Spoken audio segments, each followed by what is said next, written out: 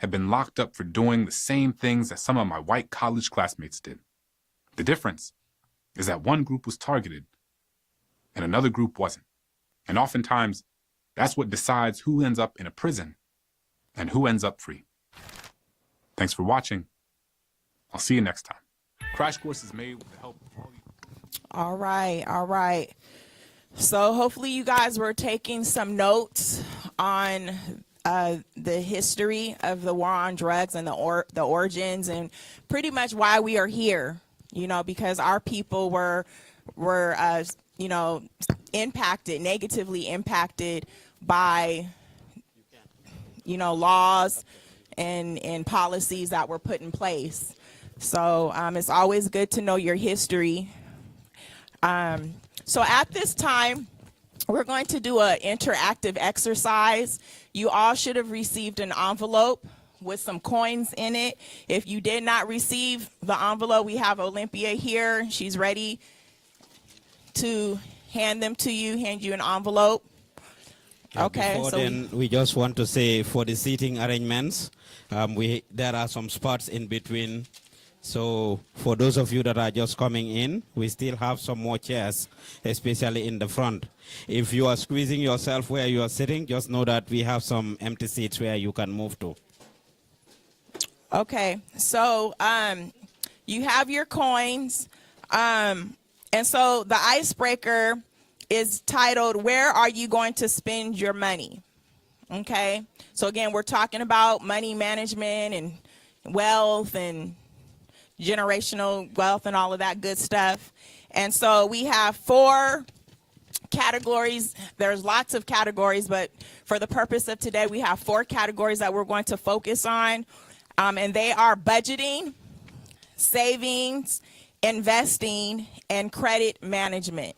Okay, so budgeting, savings, investing, and credit management. And we just want to add that there are no right or wrong answers. So yes. Everybody, you make your priorities. Where would you spend your money? So, yes, there are no right or wrong answers. It's just a dialogue, a conversation to kind of see how everybody's thinking and just what you would do with the funds, the money that you received, okay? And hopefully by the time we finish the activity and what we will be hearing from our panelists here today, hopefully it will help us to shape our futures better, to either think and believe that what we are currently doing with our money is right, or maybe we need to tweak it and change it a little bit. Okay, so the topics are budgeting and savings, investing, and credit management. Budgeting, saving, investing, and credit management. And you can even choose all 4. Yes. Okay. So what we want you to do now is to break out in 4 groups at your table. We don't have space to kind of get up and move the way we initially designed it, but you can have a conversation amongst yourselves. Mm-hmm. So split up into 3 or 4 people, because we want you to be able to talk about what you would do with your money. And whatever the coin that you have, that stands for 1,000. Okay, so that stands for 1,000. Some of you got 1 coin, some of you got 2, some of you got 3. And that's how it is in society. Some of us have more money than others. And some have less. So whatever you find in your envelope is what you will divide, you will write how you want to spend it between these 4 categories that we give you. So your coin it represents 1,000. So it's 1,000. So at this time, does everyone understand the assignment? Yes, that's your money right here. That's your money. You have 5 coins like me. I'm blessed with 5K right there, man. If you have 1, you have 1,000. You have 3, you have 3,000. So however much you have, multiply by 1,000. I mean, 1,000. So I have 5,000 here because I have 5 coins. Yes, How many do you have? Can we keep it down? We have a question here. We want to be able to hear everyone. Just real quick, we'll break out in a few minutes. Yes, Doug. Yeah, so break yourselves into groups. Initially, we wanted to break you into different groups, but that's going to take time knowing how crowded the room is. So we're going to be creative here and do the same activity at our tables. So break yourselves into groups of 4 at your table and have a conversation around this. If you pick savings, for example, why savings? You can discuss with your group members to tell them why you choose to spend your money, why you choose to save it, or why you choose to, do it to repair, use it to repair your credit, whatever it is that you want. Yes, Doug.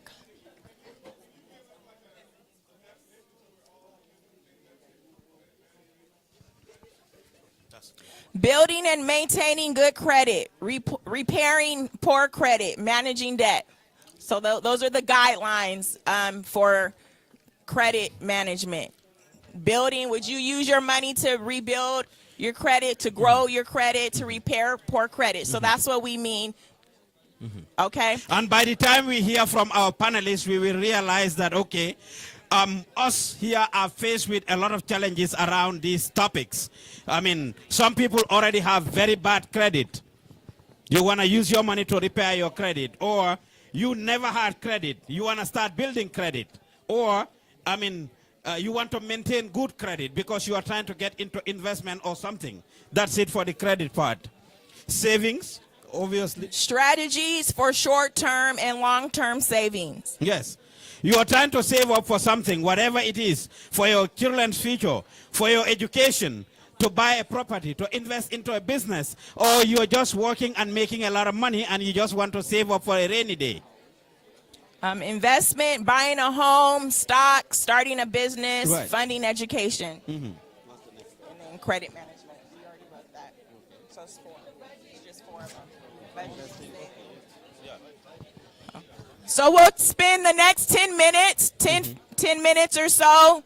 To And then have conversations, yes, group conversations. and then we'll have one report out per group. Yeah. So talk amongst yourselves, and then we'll have some time to share. Yes. After you finish talking, you can choose somebody, or one of you can volunteer to share with us what your group just came up with.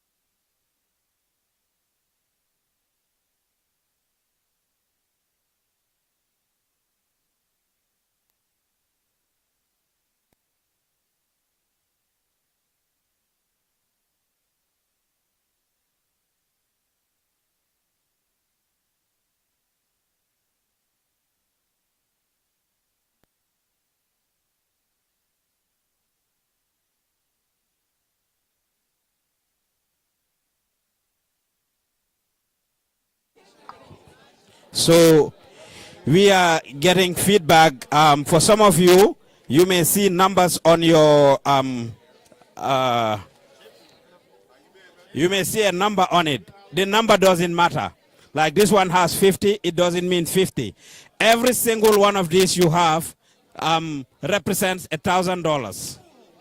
Every single one of these you have represents $1,000, not the number on it. So you have, if you have one of this, you have 1,000. You have two like this, you have 2,000. You have three like this, you have 3,000. So every one of them represents 1,000.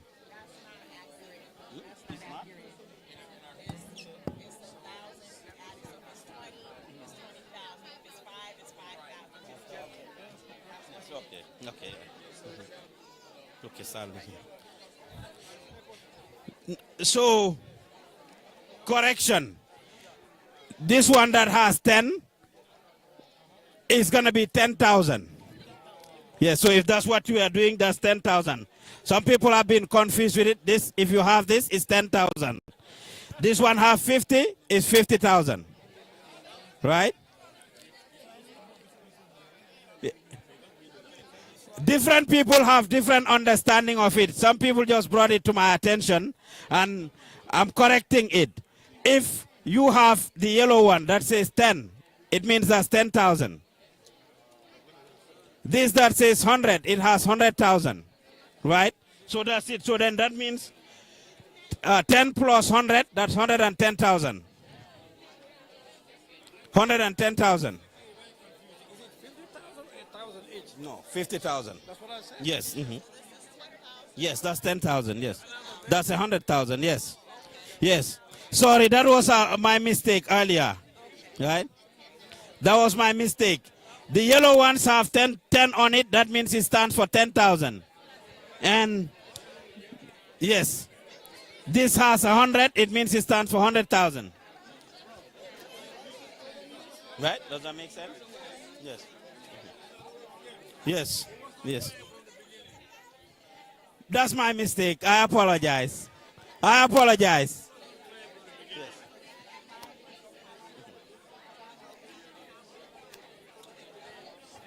100,000, 100,000, 50,000, and then 20 and 20. You have 290,000. You loaded. Sorry about that, guys. That was my mistake. Anybody has any questions? No, we got 20. We're good. Hi, everybody. Clap one time if you can hear me. Clap 2 times if you can hear me. Clap 3 times if you can hear me. Clap 4 times if you can hear me. Clap 5 times if you can hear me. Okay, real quick, I want everybody to know that with your coins, it's supposed to feel like you don't have enough money.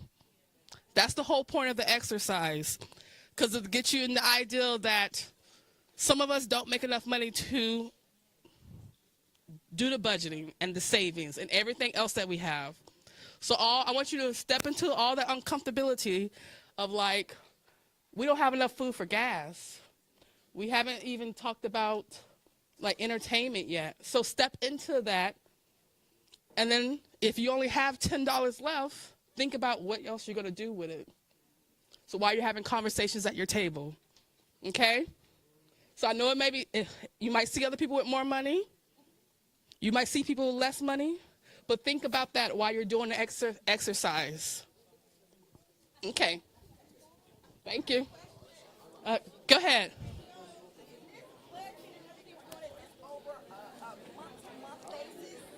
This is your 1 month salary.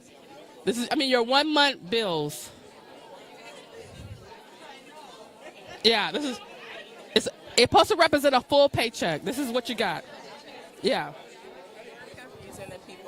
Yeah.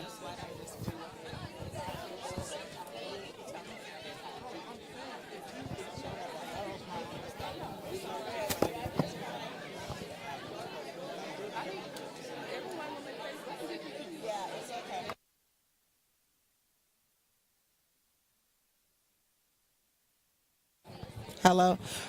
Okay, we're going to give you 5 more minutes. 5 more minutes, please.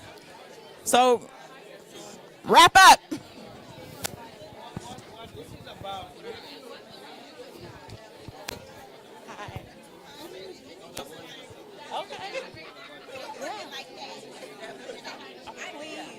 Yeah, because it's getting confusing over here.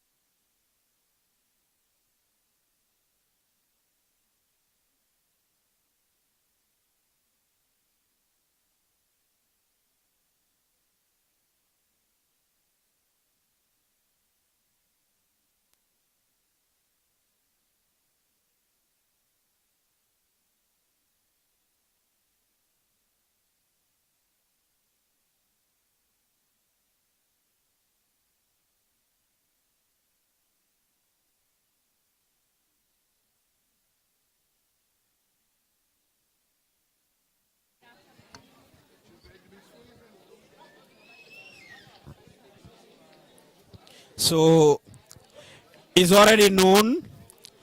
What we are going to do is have lunch, and then we'll do the presentations later. However, we are doing it table by table, starting with the front here.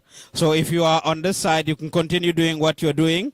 We start with table 1, already been announced. Please kindly go and grab your lunch.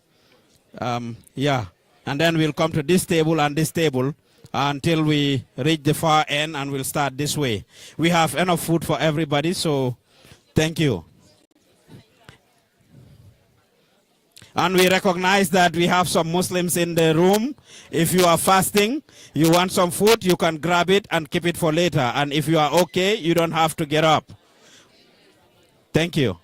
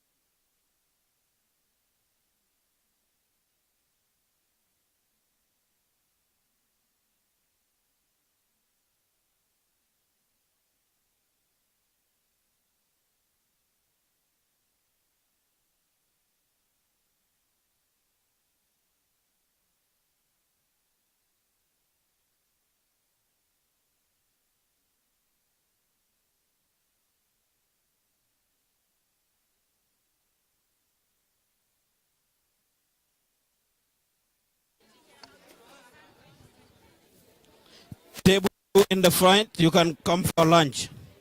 Table 2, you guys can come for lunch.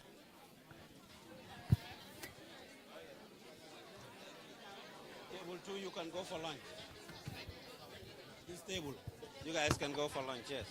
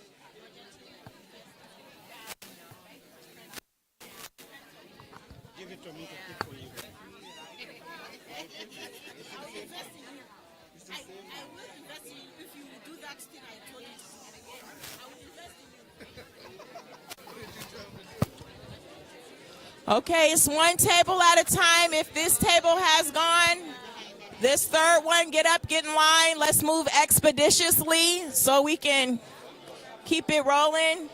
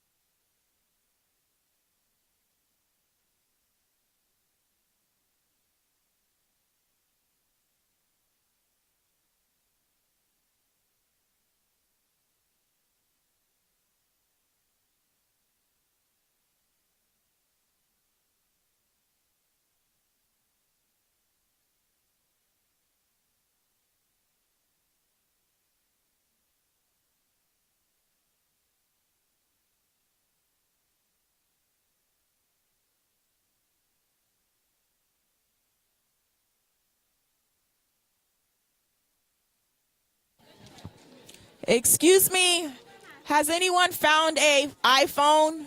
We have a missing iPhone 16. If you see it or picked it up by mistake, iPhone 16. Okay. It's a white phone.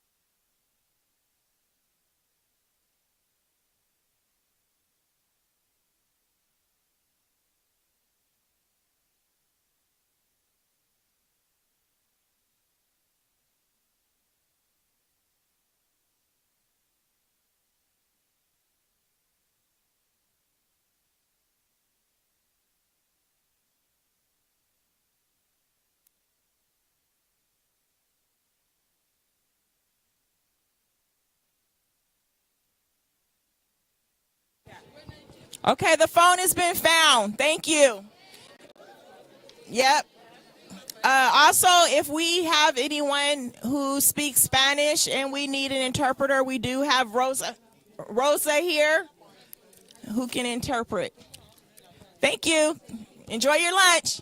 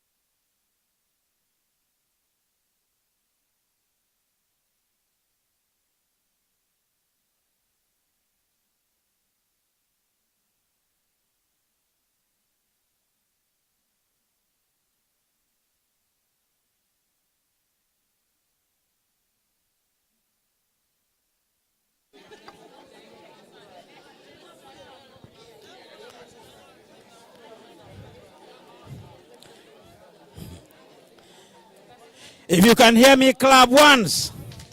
If you can hear me, clap twice. Thank you. We seem to be having a lot of fun going on here. Welcome back from that break. We're about to get started again. Thank you all for coming. If you came in a little late, we have food out there. You can still go help yourself.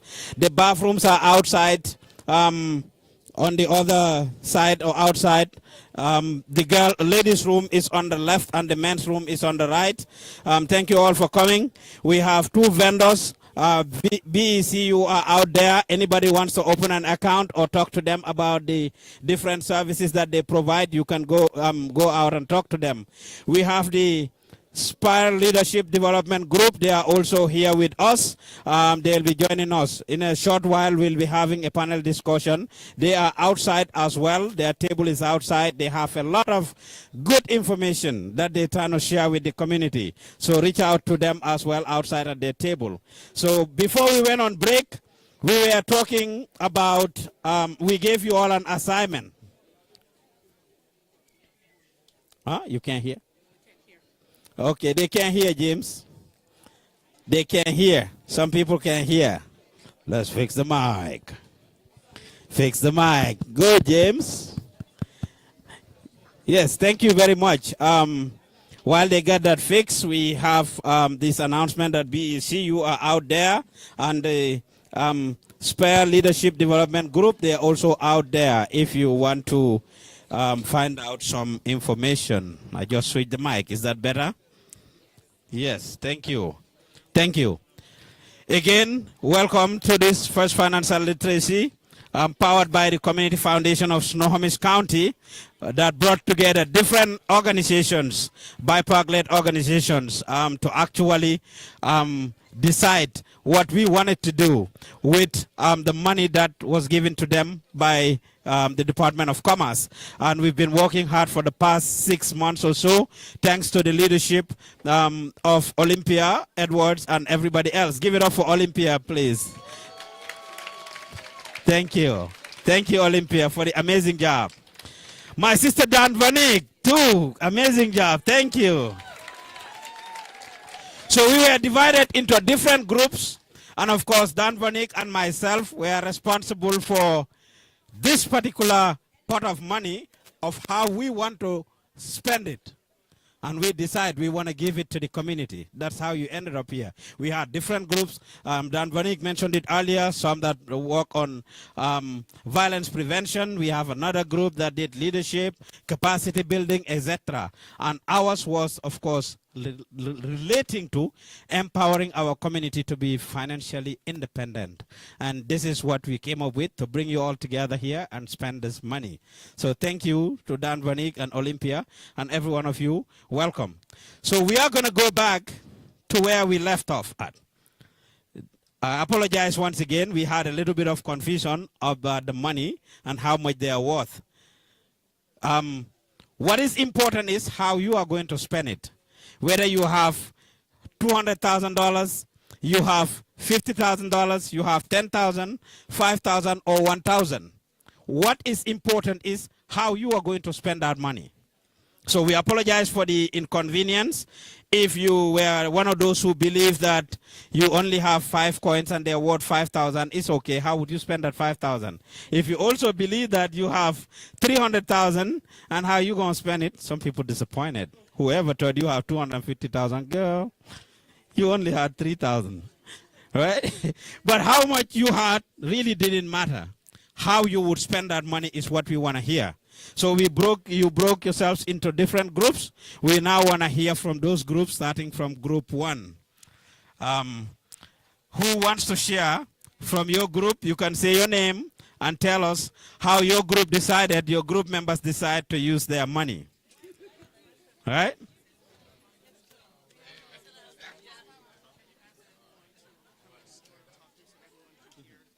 Yes, it is very important. We want to be able to do this more and more. So participation is important. We know giving out some money is good. We all want to get the money. But let's participate, right? Yes. You have a question? Yes, table by table. Okay.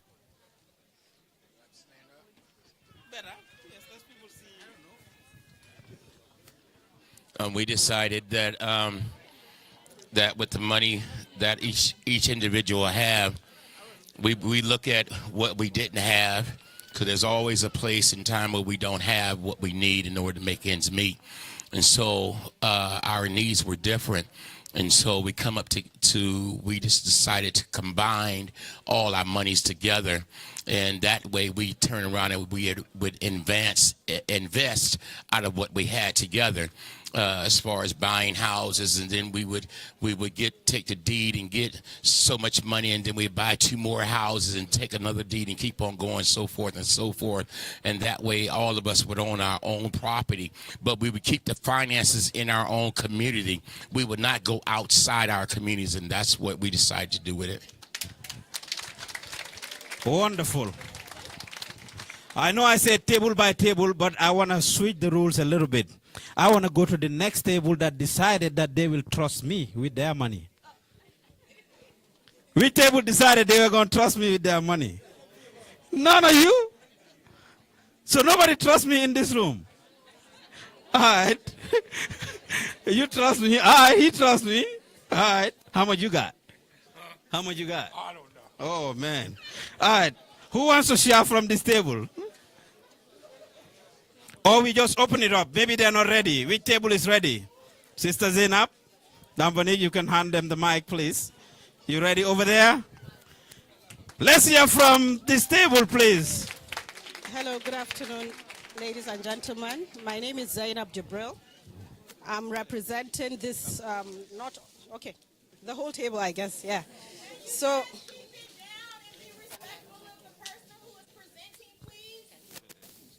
yeah. So we decided to invest our money in different ways.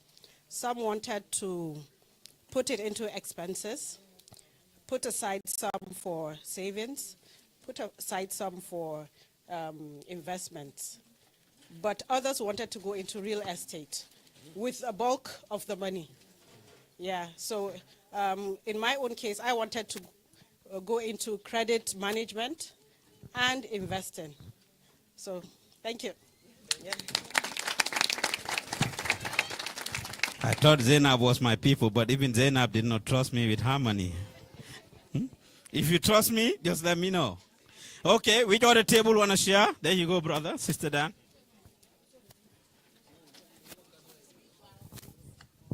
Thank you.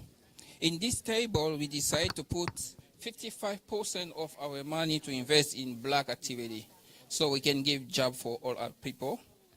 And 50% we saving to resolve problem with credit cards. And I think that's one we do in our group. Wonderful, thank you. And what's your name, sir? Matoka. Matoka, yes, thank you.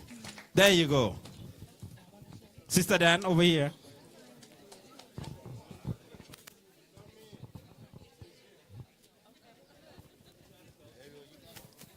So each of us, I really like what that first table did. Please, let's tone it down, please. If we are not talking, please, others raise their hand. Please, let's tone it down and listen to others. That was amazing. So that first table, I really like what that first table did. I'm going to take some notes home. But our table, we each individually discussed what we would do, and everybody's needs were different or their expenses were different. Some persons said that they were not able to spend any on saving or credit management because of their expenses, their budgeting. They needed to put it all there. And then that led to a discussion about living outside of our means, right? Then we talked about, there was another 2 people that decided their first couple of $1,000, we didn't have the right amount of money, but they invested first. And so for like myself, I did like 2 coins for budgeting, 1 for credit management, right? Because I'm trying to increase my credit score so that then maybe we can invest in some more things to maybe make money off of, the credit. And so that it led to a really good discussion about mindset and like our relationship with money, right? And like if we're operating from a view of scarcity or from a view of abundance, and sometimes it's hard to get outside of that view of scarcity. So it led to a really good discussion, and everybody had more questions, and we were hoping that we had some more information, but maybe you guys will get into that later. Wonderful. It looks like we selected the right topics, Dan. because people had some good discussions. Another group? Anyone? Wonderful. Please don't forget to mention your name. Tell us your name. My name is Brenda. So, we also had different needs. So some wanted to invest their money in real estate, and then some wanted to buy stocks and bonds, and then some wanted to buy gold for resale, and then some money was invested in credit management for credit scores, and then real estate. Yes, thank you. Wonderful. That's good. Investment. That's great. Investment, stocks, bonds. That's what I'm talking about. That's what we should be talking about. My name is Trinice, and like others have said, with the different amounts of money we were given, that everybody's needs are different. And so what we did is we calculated it, and it became the total of what could potentially be a yearly salary. So with that yearly salary, we divided that in half by 50%. 50% of that went into investments, because investments breed about residual income, whether it's property or whatever that looks like for you, that it continues to provide you with more income. So with the remaining 50%, we divided that out by 12 months, because we still have to live for the year. Even though we have residual income, you still have to be able to function off the finances that you have. So with that 12 months, we took that amount and divided that out and looked at what our monthly expenses would be to help us be able to create a budget from that balance that we have each month. With that balance, we were able to put money into savings to pay off credit with credit management and take care of whatever the rest of our monthly budget looked like. Look like some calculation was done at that table. Put in some real work. That's great. Amazing. Which other group? Who else wants to share? We ready?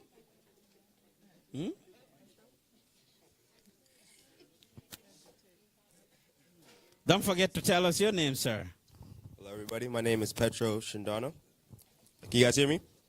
Yes. So we use our friend here for our example. So he is a barber. He's starting his own business. So we are going to open a credit line for him. We're going to spend it on getting equipment. We're going to spend it on rent. We're going to pay it all off with the money we used and then save $2,000. That's what we're going to do. So they trust their friend, but they don't trust me. Maybe I don't have a business plan. The friend is a barber. I learned from that. I don't know what skills I have besides you having on the mic. Any other group? Anybody wants to share? Okay. You got the mic? Okay.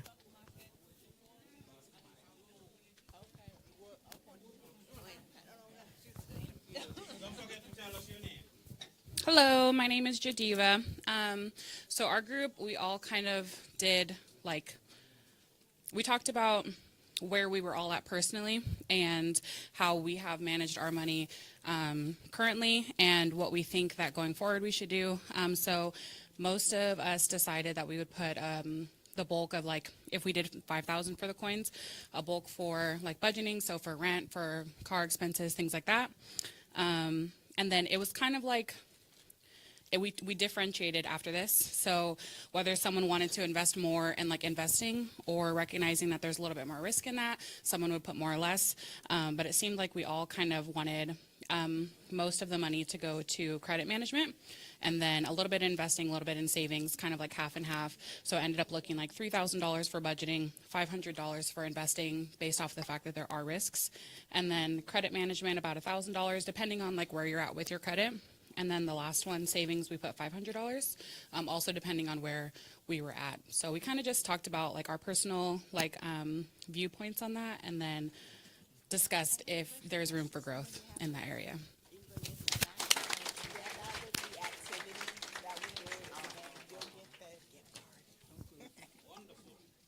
Any last person while our panelists settle down?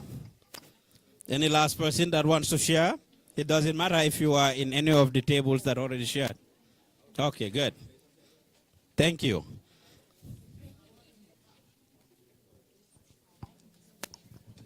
Good afternoon. My name is Serena Robertson. Okay. And for our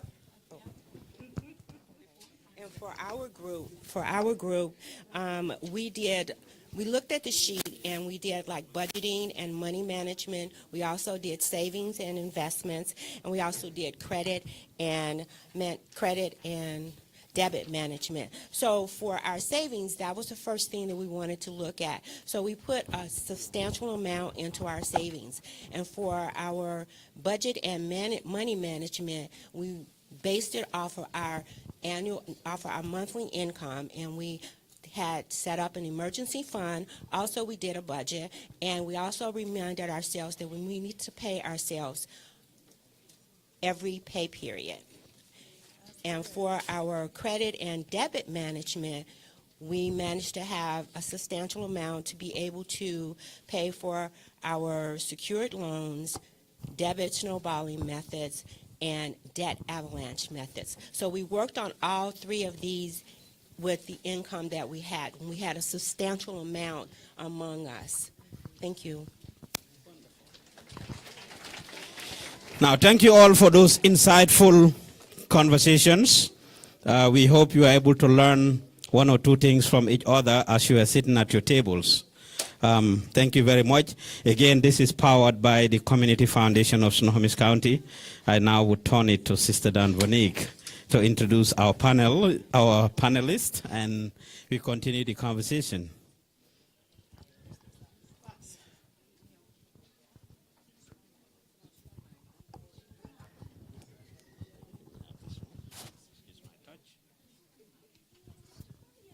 Hello, hello. Can you hear me? Okay, everybody, real quick before we have an introduction of panelists. So as you see today, we're talking about a lot of different stuff. So I want you to open your packet up and look at the key financial literacy terms.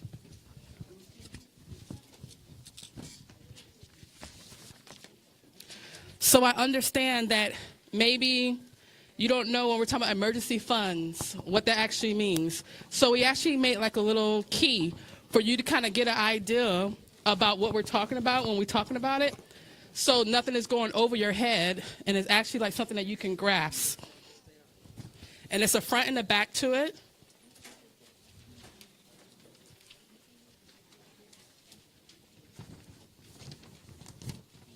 Okay, so real quick, we're gonna start our panel. And I'm gonna ask while our panel is speaking, because it's so many of you all, that I'm gonna ask everyone to please silence your table conversations as much as you can. If you need to answer the cell phone, if you need to talk, please go out in the hallway so that everyone can hear all the way in the back by the pizza. So before we start, before we start the front, I'm gonna let our, one of our panelists who's online. Musu, can you, Jemiah, can you hear me? I can, yes. Okay, I'm gonna get you a chance to go ahead and introduce yourself first. And we have 4 TVs around the room. You can watch any of them. Okay, hi, good afternoon, everyone. My name is Jemiah Reed. I am a 19-year-old college student. I am a junior at Texas Southern University. I'm going through the finance program with a concentration in investments. I'm also a cadet in the Air Force ROTC program. Once I graduate college, I'll be an officer in the United States Air Force. More power, more power.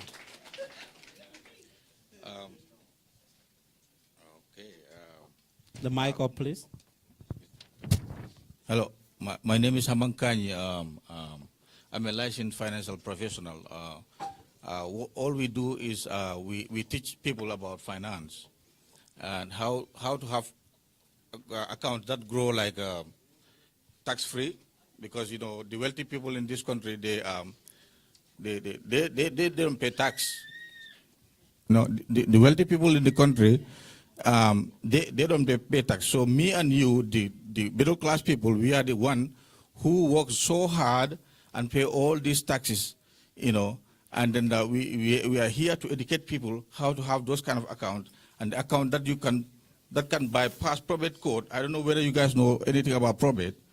Probate is like something. It's a system in this country whereby if you pass away, the government would go and freeze all your. Yeah. Okay. Sorry.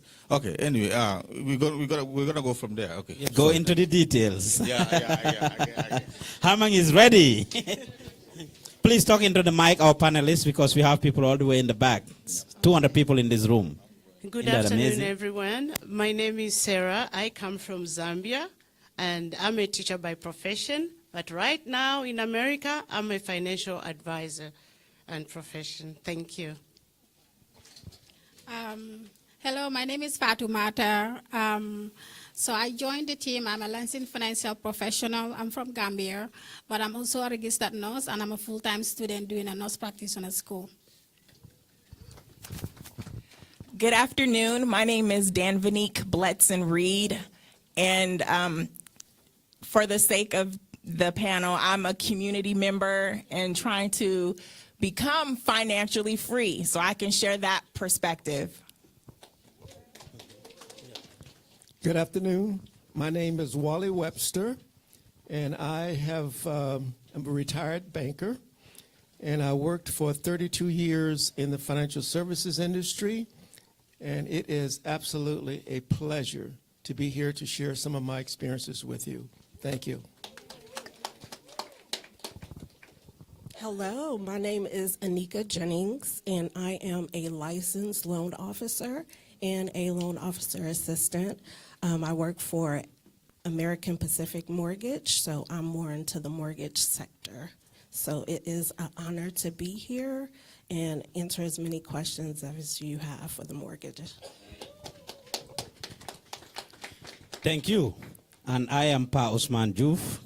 For the sake of the panel, I'm also a community member, an immigrant that migrated to the United States 20 years ago, went through all kinds of hassles, including almost homelessness and needing a lot of things.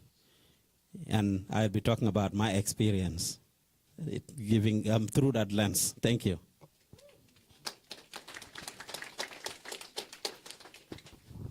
Okay, for our first question, we are going to start.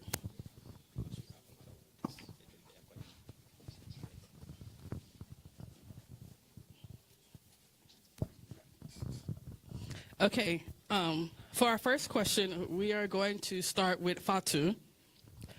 Fatu, how did your upbringing shape your view of money and savings?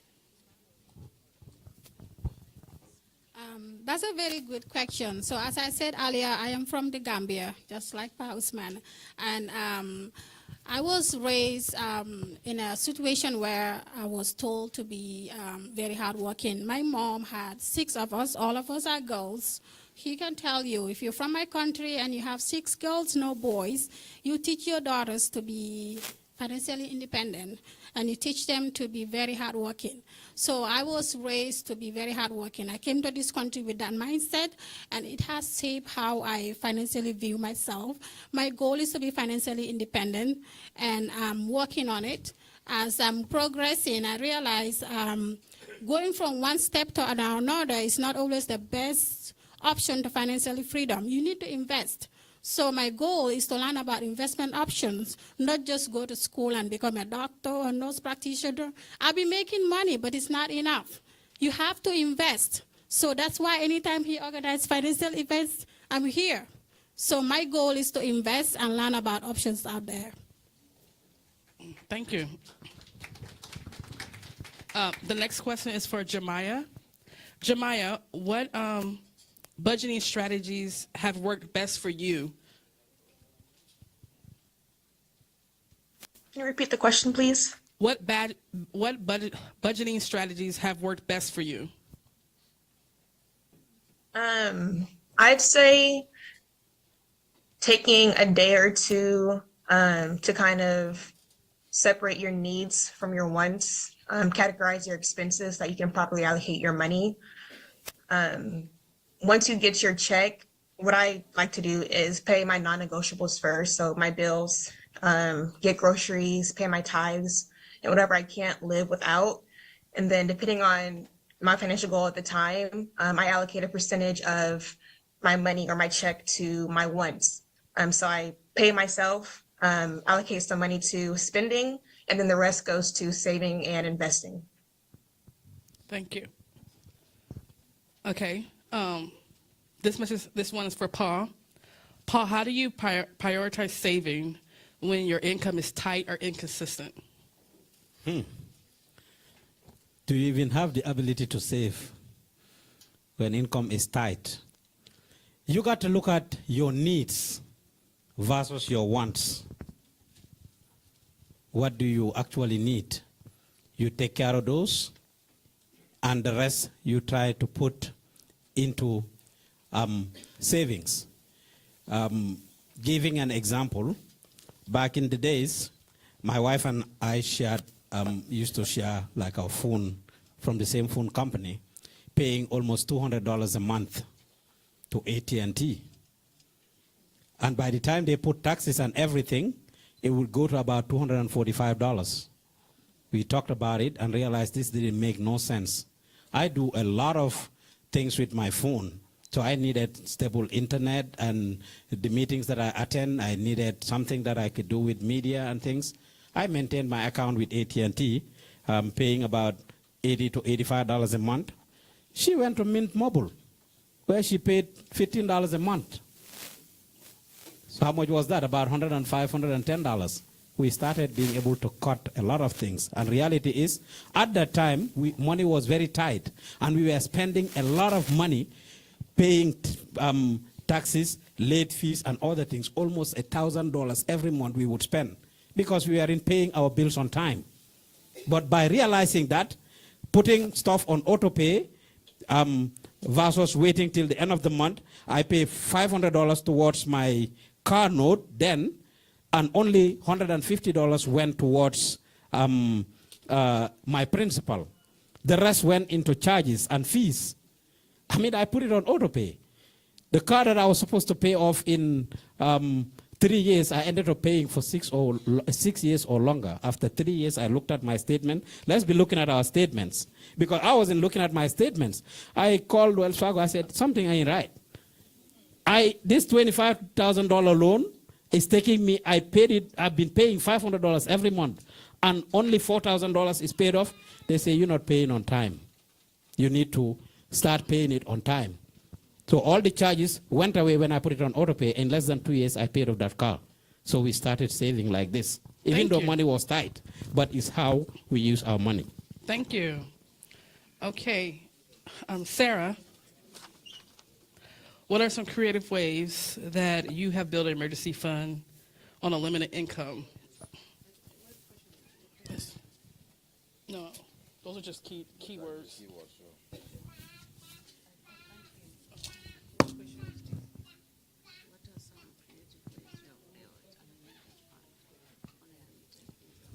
Yeah, but the baby is answering for Sarah. My glasses, and I couldn't hear what she was saying, but I got the question. When you want, they're asking, what's the question? They're asking. What is the question? They're also asking, the audience. Okay, so I'm going to read it. It says, what are some creative ways you build an emergency fund on a limited income? Emergency fund, right? Mm-hmm. Unlimited income. Okay, so in this country, most of the time, especially people of color, we work so hard, and we put 2 jobs, 3 jobs, just to make it ends meet. But how are you going to deal with an emergency if you don't plan? So you need to plan for your emergency, and by doing that, the little money that you are earning, you need to check it out and say that, okay, each time you want to buy something, do I really need this? It used to happen with me. I'll have 4 lipsticks. For what? Wigs, 5. Why? So you need to save money for the rainy day. And I've really learned a lot by prioritizing what is it that I really need. Do I need this? Do I need shoes? I know that I used to walk barefoot going to school back home when I started my grade 1. I don't need to buy 100 shoes even now because things have changed. I need emergency money, okay? So you need to ask yourself, my hair, do I need this wig which I'm wearing today? Especially ladies. Ladies, I'm talking to you. Each time we want to go to a function, we want to go to the shop and buy another outfit. And when you look in your wardrobe, you have better clothes than what you have just bought. So please think twice and then save for that emergency. Thank you. Thank you.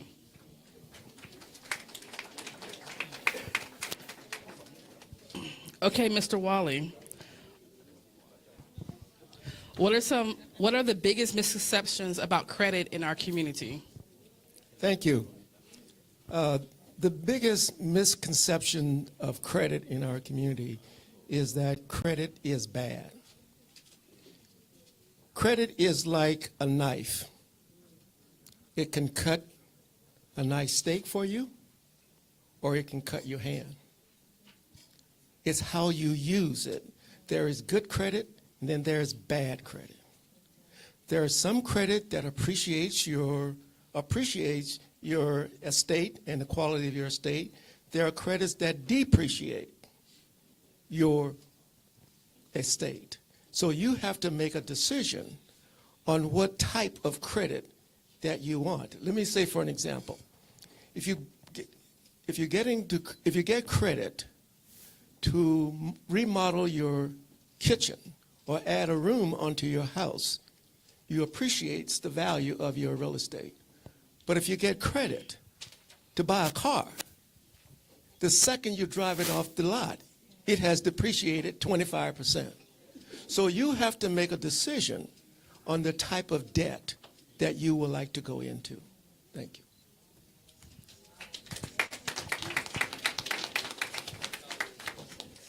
Thank you. This question is for Anika. Anika, what advice will you give to someone trying to rebuild their credit score? Trying to rebuild your credit score, first I would make sure that you list out all of your credits. A lot of banks, usually they'll ask you to start eliminating the ones with the highest interest rate, or sometimes it's easier if you set a goal and you start off with the credit card that has the least amount. That way, you're hitting goals and you feel good about yourself because you're hitting them. So we'll take his car, for instance, for $500. And we want to pay $500 on the car, and we give, if you have it in your budget, $200 to principal.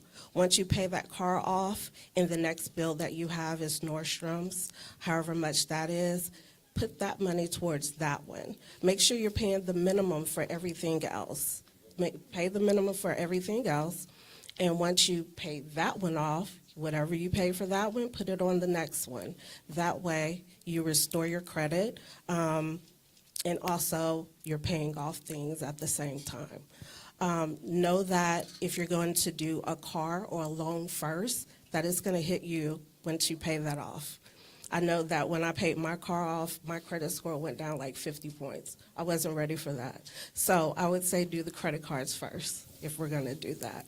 Another way that I build this is how I built my son's credit. So when I stayed in an apartment, my son had just graduated. I actually put him on the lease because he was 18, even though he was going off to school. So that built him for having his rent was good because it was in good standing because I paid on time.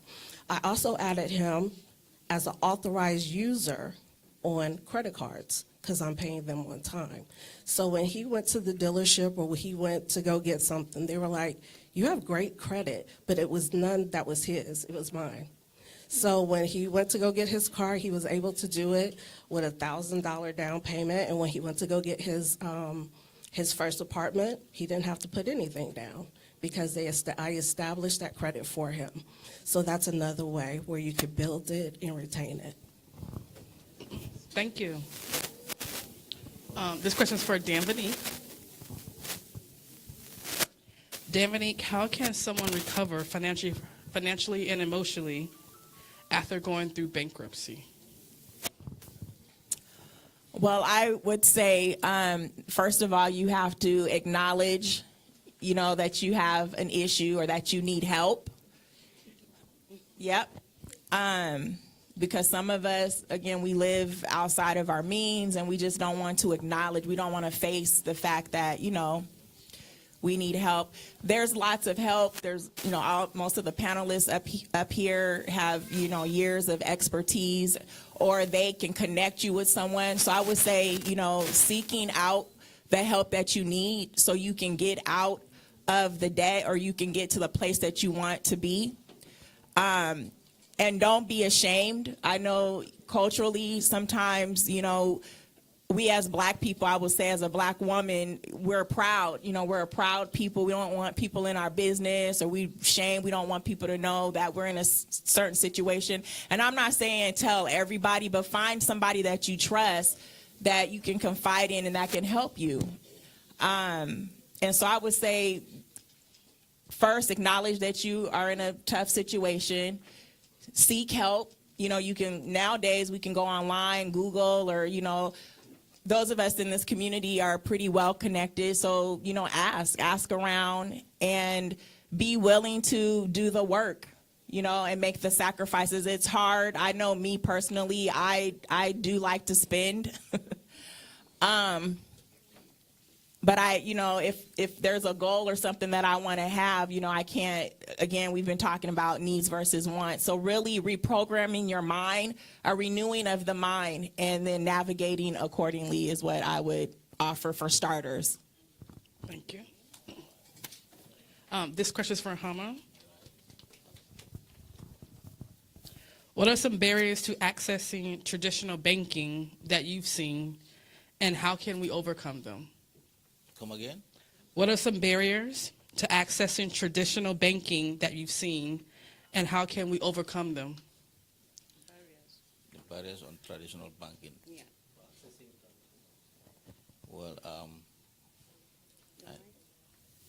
Well, on the traditional banking, that means you mean like checking accounts? And savings? And saving accounts.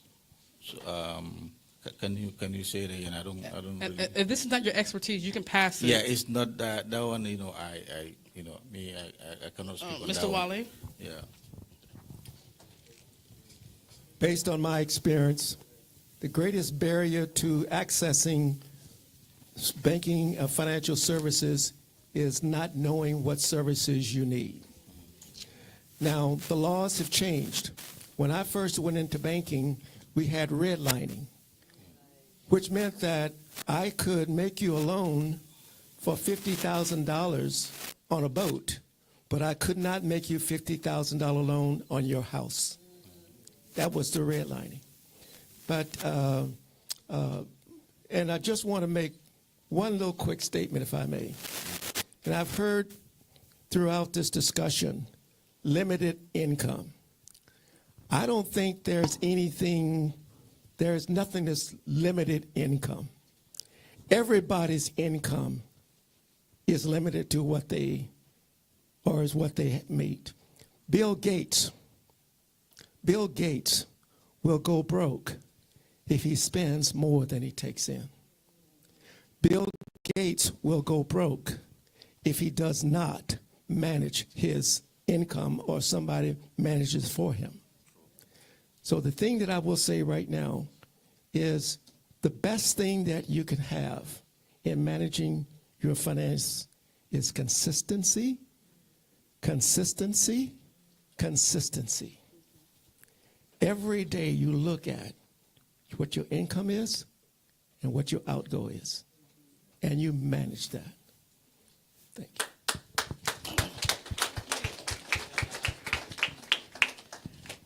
Do you want to take another one? Okay. What does building generational wealth look like in your family? Generational wealth, you know, yeah. Again, my name is Hamankanyi, a licensed financial professional. Generational wealth means a lot in my family, and that's my mission. Anyway, I want to make sure all our community members, you know, work very hard to create generational wealth for their family, because like we are in this country, we work so hard, but we don't have nothing to show up. So we need to make sure we work hard, make money, save money for generations to come, like our kids, grandkids, you know. Like my goal is right now, in the next 5 years, I want to be a millionaire. And then I want to pass that to generation, you know. So, yeah, thank you. Can I add on that one? Yeah, on generational wealth. So how do you make that generational wealth? In which bucket do you put your savings to earn that generational wealth? We have buckets where it is not taught in school. There are some accounts where even banks have these accounts. And this an account is called Index Universal Life. It's a life insurance policy.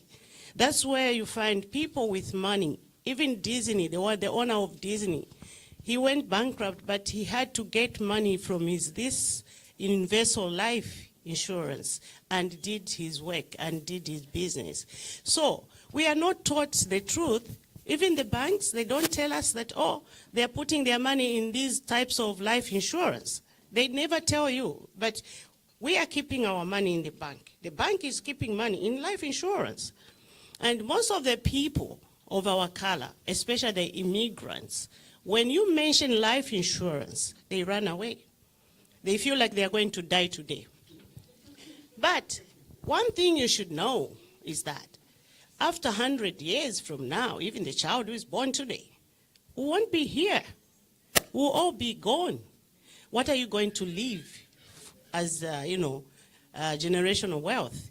Because in checking account, really, are you going to leave a generational wealth in checking account? No. So we are urging you people to know and learn and be, literacy about finances so that you know where you can keep your generational wealth. Thank you. We are here. Thank you. May I add to that? I'd just like to add to the generational wealth question. There are 3 ways in this country that most people have created generational wealth. One is owning a company, creating and owning a company. The second is buying a home and real estate. And the third one is stocks and bonds. For the average person, the best way to generate wealth is through purchasing a home and passing that home down from one generation to another. It is a little bit risky, but stocks also generate wealth. If you bought Microsoft when they first opened, you would have generational wealth today. But who knew that at that time, Microsoft stock would be what it is worth today? So, or whether you create a company that Bill Gates built in his basement, and it is now a multi-billion-dollar company. So what you have to do is look at your means, and generational wealth, first and foremost, for most people, is through home purchasing. Thank you.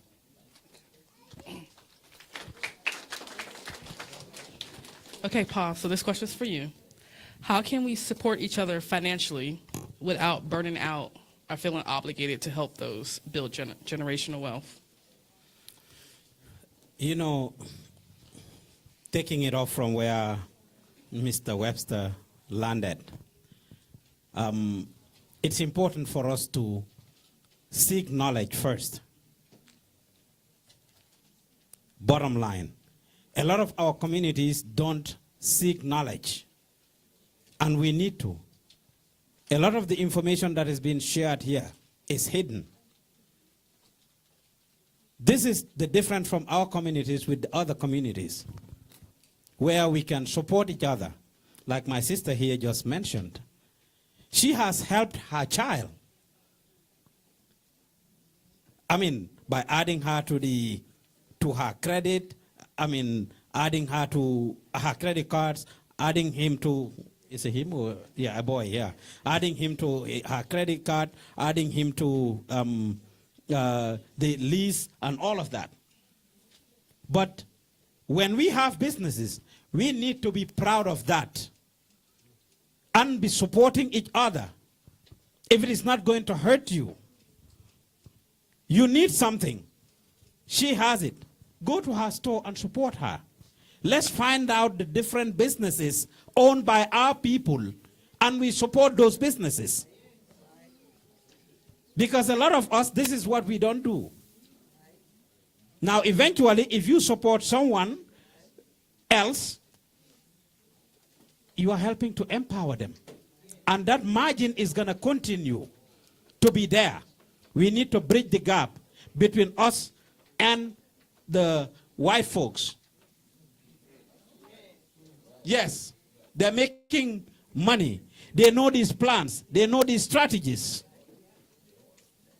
A lot of these we are not told in school. And our families work so hard. And what makes it hard for us is our families work so hard based on the realities. You are not making a lot of money. You're responsible for the bills, whether you are a single mom. Give it out to all the single parents in the building. Amazing single parents. Honestly, I know how hard you work to take care of yourself, to take care of your families, to put food at the table. But while he said it, there is nothing like limited income. So let's try to spend according to our means and teach our kids these strategies. If we were not able to do it, let's make sure we pass on that knowledge to our kids. It's not only giving your kids money. That is equivalent to generational wealth. The information you give them, the guidance you provide to them will actually end up leading them to make the right decisions. And of course, what you were not able to do as a parent, you try to guide them and help them to be able to do it. Thank you. Okay. And I also want to ask Jemiah if you can follow up on that question, because I know you're doing some amazing things. Did you hear me? Can you repeat the question, please? How can we support each other financially without burning out or feeling obligated? When talking about generational wealth. Yeah, to me, the most important thing for that is making sure that you're in a position to help somebody else. It doesn't make sense to, if you're in debt and if you're struggling, to put yourself in more debt, you know, to try to help somebody else out. So making sure that you're being responsible with your money, your funds, to put yourself in a position that you're comfortable helping somebody else out. So being responsible and being in a place to help somebody. Okay, so this is going to be for everyone on the panelists. What is one financial mistake you learned the most from?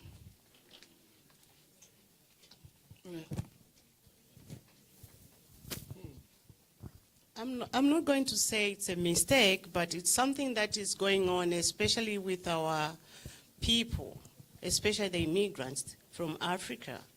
You find that, I'm still talking about life insurance.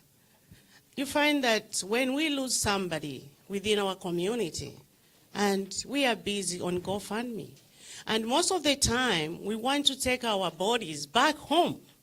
I want to be buried where my grandma is sleeping. Do you know how much the ticket is? Do you know how much it costs? But you are not prepared, but you are telling your children, you should take me to Zambia. Come on, have you prepared for that transportation? So we need to be serious as a people and make effort. There's life insurance. You are not going to die if you get the life insurance. You're not going to die today, but you're going to be prepared so that the lovely body that I have can be taken back to Zambia in peace than struggling for 3 weeks, 2 months. They are still putting GoFundMe, $20, $30. It's not enough. Thank you.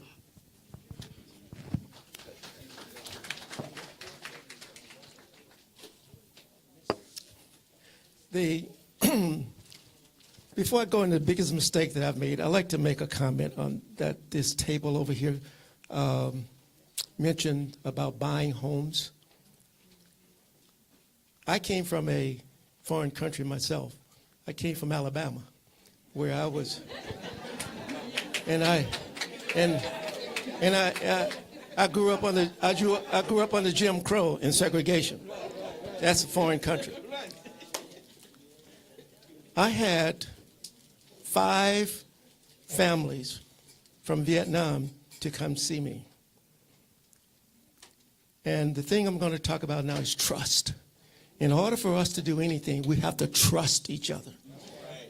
These 5 families came to me. They wanted to buy one home. All 5 families lived in the same home.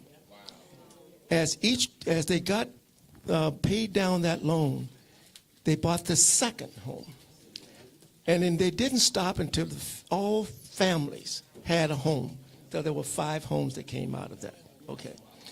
Now, the biggest financial mistake that I have made is that I bought Microsoft stock early, and it grew. And I decided that I needed a car. So I cashed in that stock and bought a car. Now I don't have the car and I don't have the stock.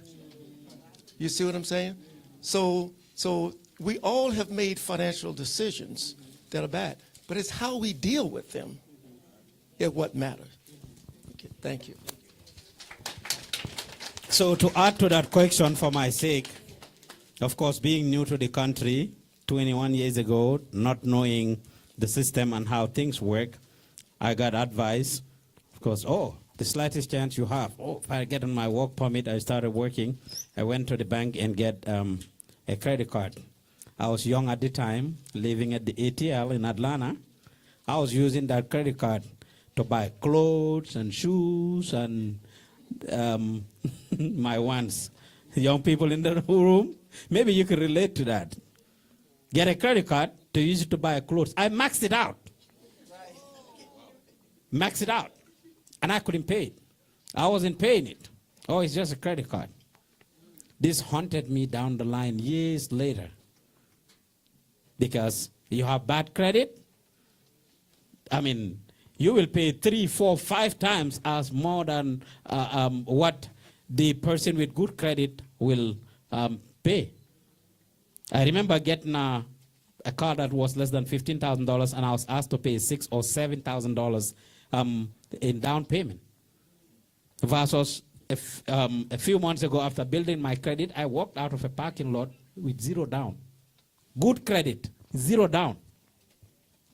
Thank you. Can I add something? Yes, so financial mistakes, I wouldn't call it financial mistake. I would say one thing I wish I knew when I came to this country was to get financially educated. Getting financially educated is not something you're going to learn at school. I'm telling you this because I came here, I thought the best thing I would do is to go to school and become a nurse and become a nurse practitioner or whatever. They don't teach you these things. And you go to the bank, sometimes you're not going to get all the information because you don't know what you don't know. I wish I knew what I knew today. I wish I knew that 10 years ago.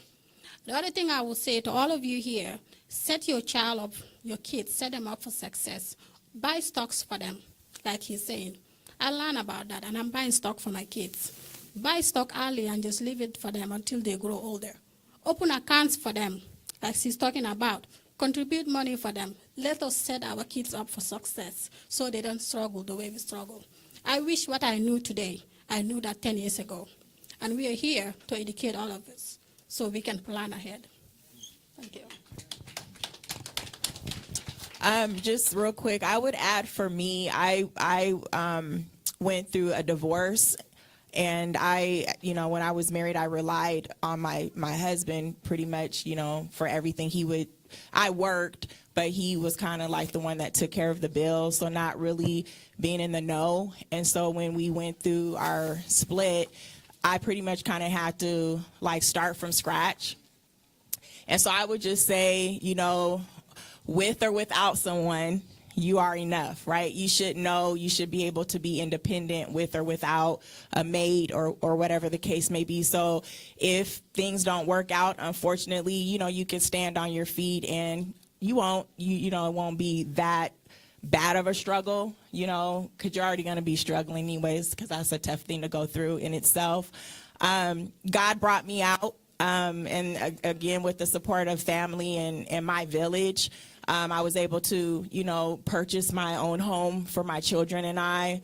But if I could have done it over, you know, it might have been a smoother or easier process, you know, had I been in the know and not just relying on him. I would also say just be on time with your bills and student loans. I would also say those of you who are in college or have debt, pay your student loans on time, because that is a real bill. And it does count. And when you're wanting to purchase a home or whatever the case may be, it can come back to haunt you if you're not current with all of that.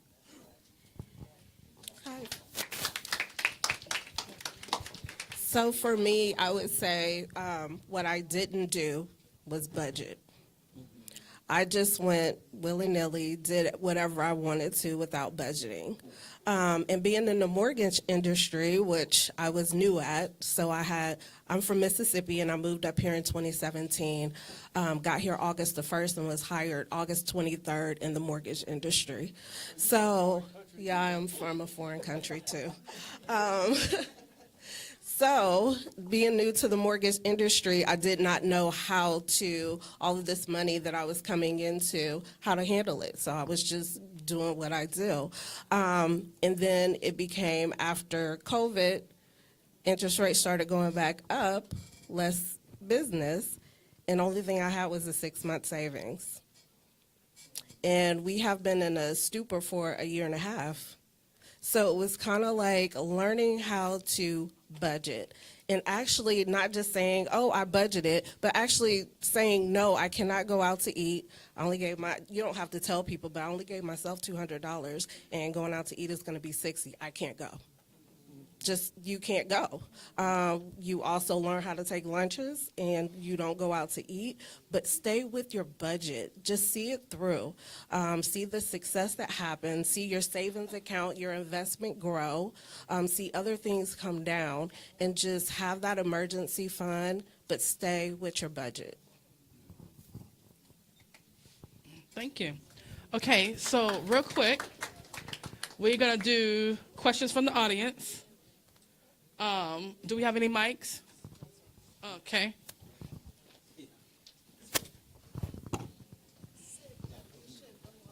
You said don't move?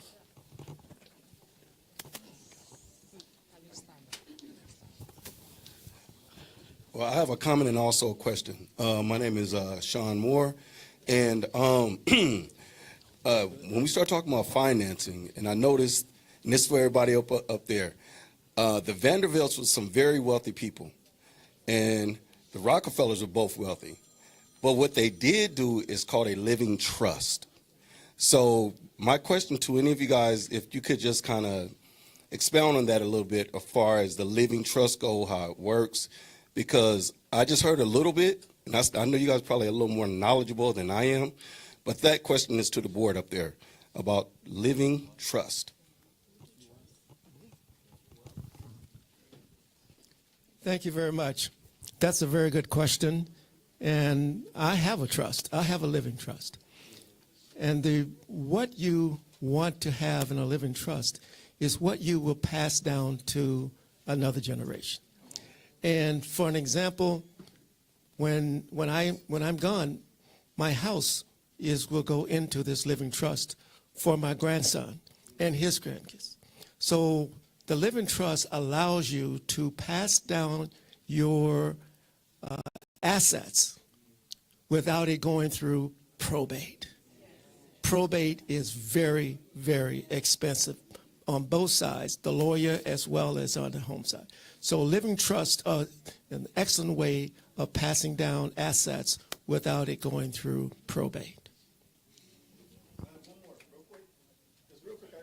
Okay. Oh, for me? And one more thing, sir. And far as living trust go, I learned this knowledge a little bit earlier. If you have the trust with your kids, when your kids pass, that insurance policy, because I'm older and insurance is very, very expensive for me, but you could get a $200,000 policy on your child because they're young. So that won't change. So even as they get older, make sure that it's set and it won't change as they get older. So that will go to their children. And then your children's children, that will go to them. So every time somebody die, it goes into this trust. And so now that policy, your kid can say, you know what, I want to start a business. Go to the trustee will see, make sure it's legit. They could pull from this trust. And so these are the insurance, because nobody pay attention to insurance. Insurance is the main thing about wealth. Because if you have these policies and people pass, it's left to your children, and then have the policies on your children's children. So they'll always have money coming in. So when they pass, it goes to their children. And then it goes to their children. The one thing that you have to realize is that a trust is based on the terms and conditions that you specify for that trust. So if you specify that in the trust, you're correct. But if you did not specify that in your account, it is not correct. I can tell you of a wealthy family right here in this area. Every time a child is born, they get $1 million. They get $1 million.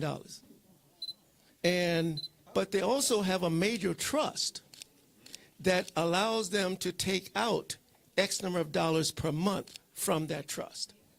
So it's how you design the trust, the terms and conditions, whether it's insurance, whether it's real estate, whether it's stocks, whatever is in that trust that you're passing down.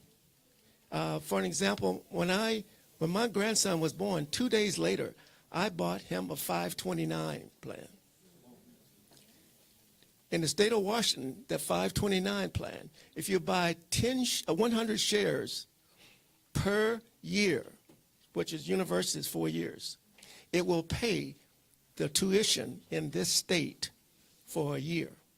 100 shares will. So they allow you now to buy 600 so you can go into graduate school. That was my way of passing down generational wealth. So it's for every person in this room, finance could be different. There are some principles, but it could be different for every single one of us in this room. Thank you.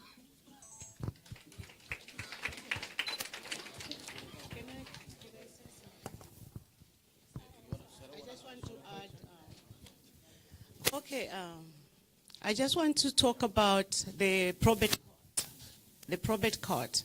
You need to know accounts which go through probate court and those which bypass probate court. Because checking account will be frozen. In this country, when somebody passes on, and the nurse will call the coroner, they will call the doctor, they will call the funeral home, they will call the relatives, okay? And there's a number which they will call, and they'll put your details in that number. And the state and the government, they will know that you have died. Back home, when I die, my dates, my bills, they are squashed, like, oh, it's our relative, she has passed on. Forgive her, but not in America. When you die, you're gonna pay your bills. So what they do, your accounts, the savings account, the credit, the other bills that you have, like the other accounts, like checking account, they'll make sure that they're frozen, and then they'll take your family to probate court. First, after they pay all your debts, they pay them. Whatever remains, then your family will be called, and that takes about 6 months to 2 years. Some people, I'm sure they can attest to that, to say it's true. I can give you, it's in public domain, Bob Lee, the owner of Cash App. He was worth 10 million US dollars. But his family had to put a GoFundMe. Why? Because his accounts were frozen. So you need to know where to invest your money and bypass probate court. And life insurance, IUL, is one of them. Thank you.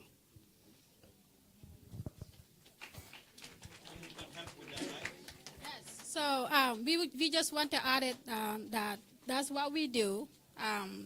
That's what we try to teach people to be aware of. She talked about the probate court system. The other thing I want people to be aware of as a nurse is the spend down portfolio. I mean, the spend down when you're sick, you're in the hospital. I have to see this myself to believe it. The social worker will come to the patient, and then to get help from this government, Medicare, and whatever, your income has to be low at a level. If you have a house, they might sell your house to be able to take care of you. I didn't know that. I was a nurse all the time doing all these things. I didn't know that. I have a house, so if I got sick and I don't have any account to take care of me, they will sell my house first. And your husband or whoever, like your husband as well, all the things, as soon as you guys are married, whatever is in his account, he has to spend down. He has to help you. And sometimes the spouse might not be willing to do that because they have other things to take care of. So it's good to be aware of these things. As we buy houses and cars and all that, we have to be aware that these things are there and they can affect our income.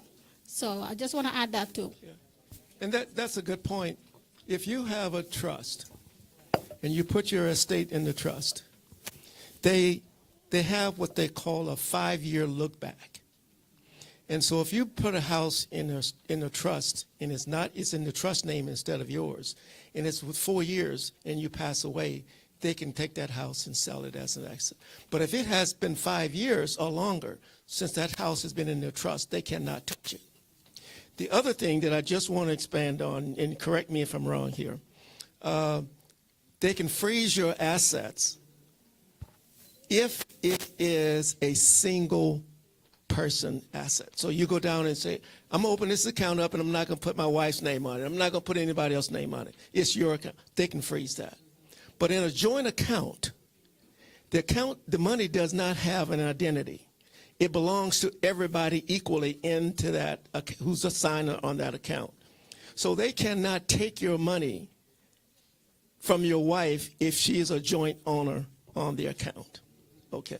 So remember, you should not have an account that's just your name, in just your name, unless it's a play account. The fun account. What I used to go to the tavern with. So if it's something other than that, if it's a business account, I mean business for your family, you don't have a single person. It should be a joint account. What about a single person?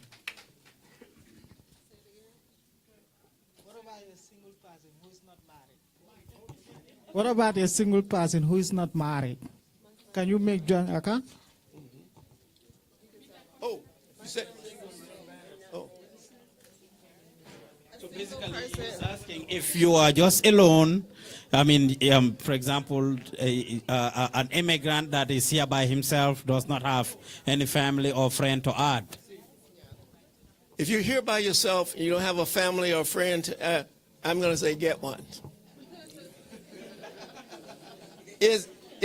And what I mean by that is it better for the government to take the money or for a friend or somebody else to take it? You see what I'm saying? If you don't know someone, put Pa on it. You see what I'm saying? Put somebody on that account other than a single account.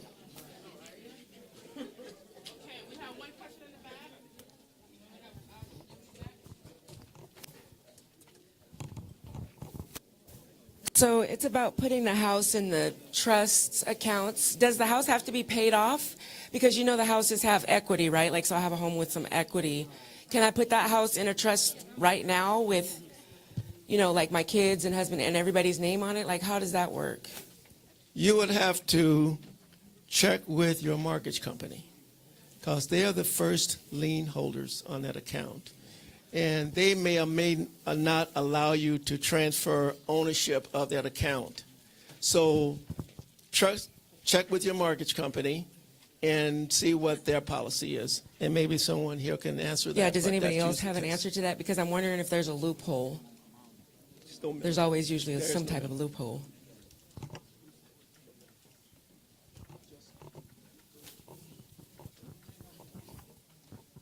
Does anybody know of a loophole? Regardless of what the mortgage company says? A loophole for what? So the mortgage lender there's usually some type of a loophole. I'm just wondering. So you said it depends on what the mortgage lender first. Like, I'm wondering if there's an amendment, or I don't know what the term is. There's usually some type of a loophole. So maybe, yeah. Well, or can you get a loophole? Is that what you're saying, man? Yeah, Get an amendment. I would not stand here and advise you of a loophole. I will say to you that normally, if a mortgage is on the account, you probably have to get the owner of that account, the mortgage company, to agree.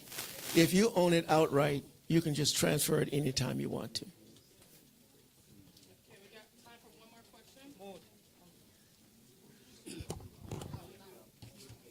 Well, what I was going to ask is that you're getting us all scary now. At what point will the government take your money? Does it have to be binding on something you have with them, or they just take your money? I mean, they keep saying that if you are single, you don't have a married, you're not married, get a family or get somebody to put in your account. If not, the government may get your money. Will they just get your money because they want to get it, or because you have a loan, or you have something binding with you and the government that's making them get your money, if you will? Because we are already getting all scared now, right? No. Well, she was right. Okay, what we are saying is that when you have, there are certain accounts. I gave you an example of Mr. Bob Lee, the founder of Cash App, okay? He was killed in 2023, I think, if I remember very well. He was worth $10 million in his accounts. But what we are saying is that these accounts, they are not protected from the government, because even when you die, you have to pay your bills. You have to pay your estate. Your estate, when you die, your bills are called estate. When you are alive, it's bills, okay? So they will only get your money, freeze your accounts, so that they can check if you have any bills or any debts. And if you don't have, they will release all the money. If you have, they will pay first. If your neighbor is if you owed your neighbor will be paid before the money is released to your family. Yeah. No. There's one qualification on that. One qualification. There are 3 bills that will be taken from your account, frozen immediately. One is your funeral. It funds funeral if the money's there. The other is medical.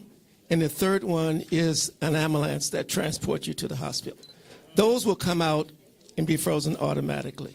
Now, on the government, in order for someone to get paid, let's say if I borrowed money from you as an individual, for you to get paid, that money will have to go through probate. You have to advertise in the paper for a certain number of days, and then you put a claim against the estate. And then when it goes through probate, then they will say that that bill is appropriate, and that they will pay it from your estate. But just unless you're documented and it's documented and it's a legitimate bill, it may or may not be paid. But if it's not one of those 3, then it has to go through the court to say that it is a legitimate bill, and then it's paid. If you die and you don't have any money left behind, will they go after your family? No. No. That is a bad debt. All right, we got one more person in the back. And this will be the last question. Hi. Okay, so my question is from the perspective of like the younger generation in here, or even people that can like resonate with this.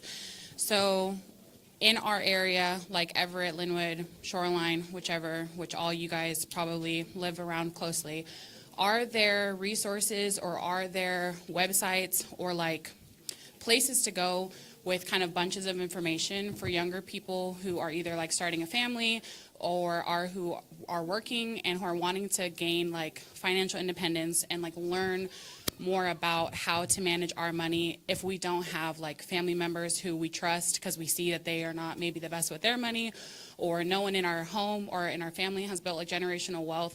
Instead of like me having to go and do research on my own, are there like community-based places, or are there websites where we can go and like look and get connected with a person or an organization or a community, so when we leave here, it's not just like fend for yourself, you know, it's kind of just like I can get connected with somebody versus trying to find one of y'all on like LinkedIn or something like that.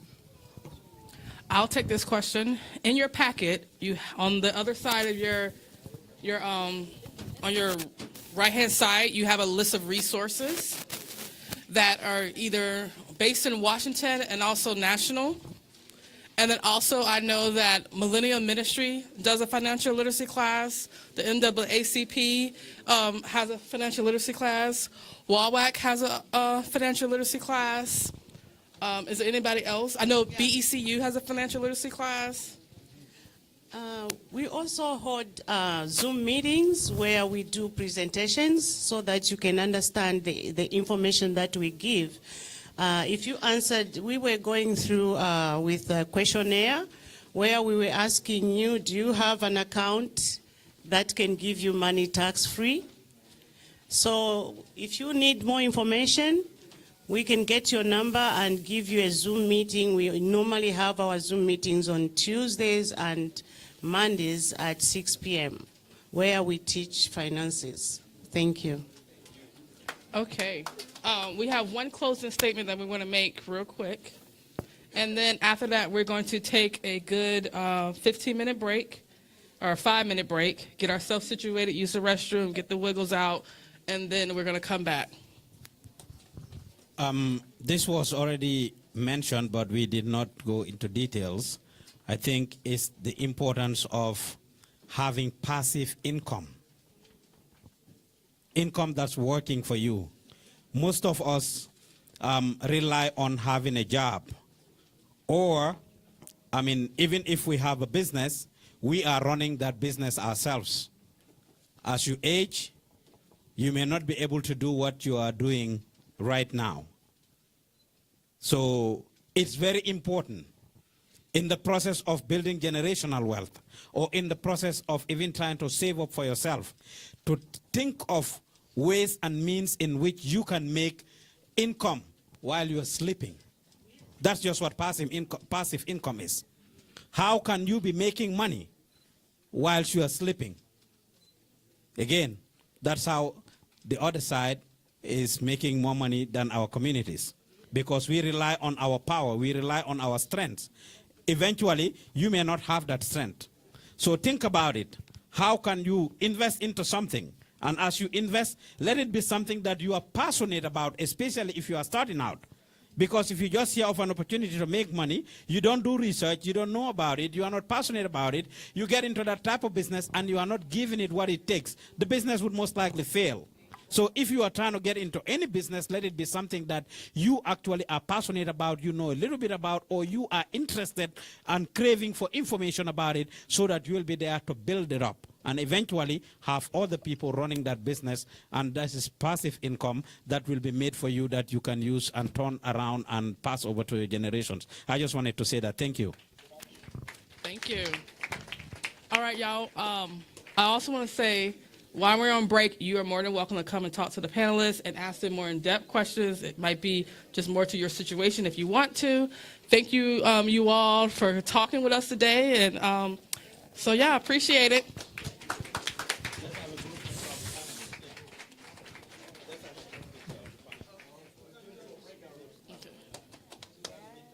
All right, 5, 4, 3, 2.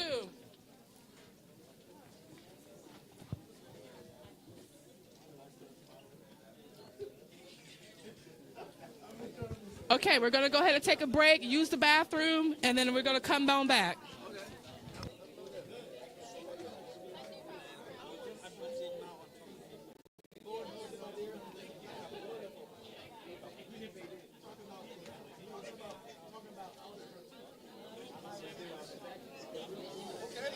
Okay, if that's okay.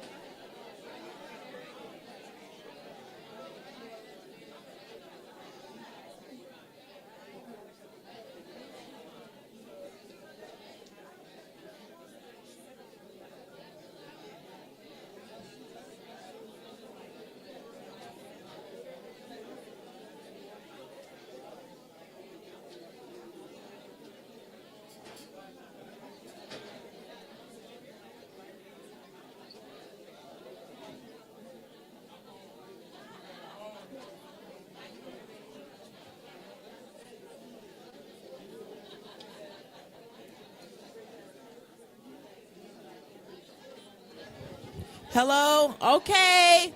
We're going to ask everyone to please come back to your seats. If you can hear me, clap once.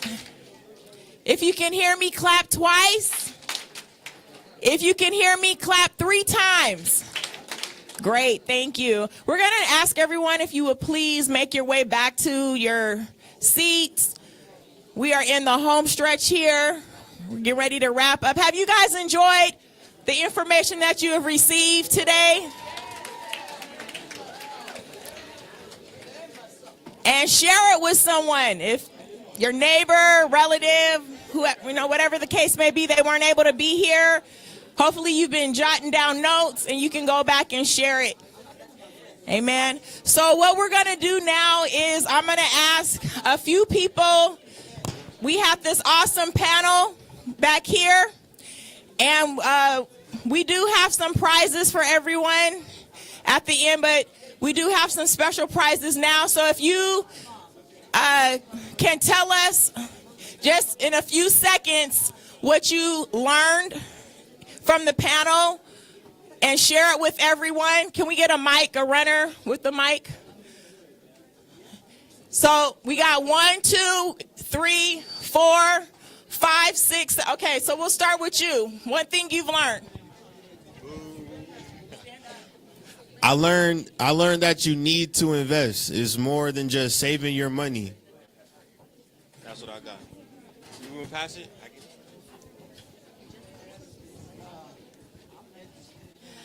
The importance of a living trust and it allowing my assets to go to family and pass through the probates.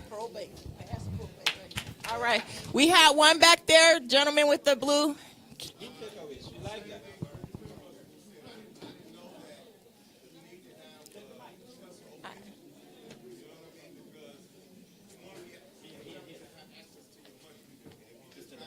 Can you take it to?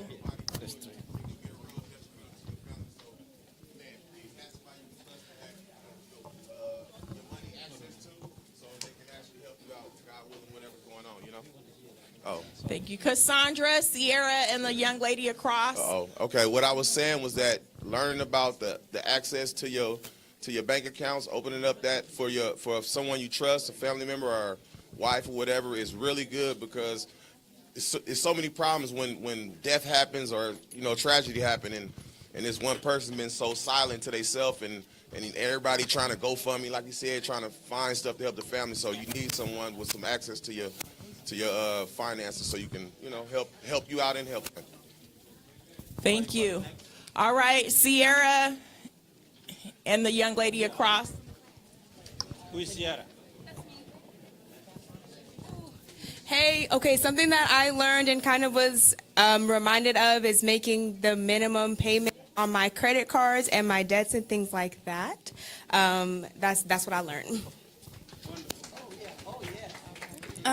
Mine's might be a little bit small, but it's something that I jot down and that I need to keep in mind is pay your non-negotiables. Awesome. Okay, we have one here, one there, one here, one there, and the one with the mask. Thank you very much. I learned about the 529 plan. That's something I never heard about. I didn't even know it existed. But I'm going to investigate in that plan. Okay, great. The lady with the mask here and the one with the pink, I'm sorry, head. And then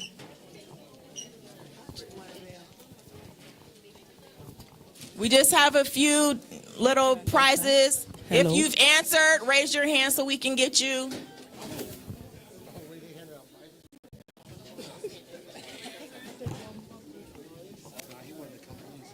Go ahead, ma'am.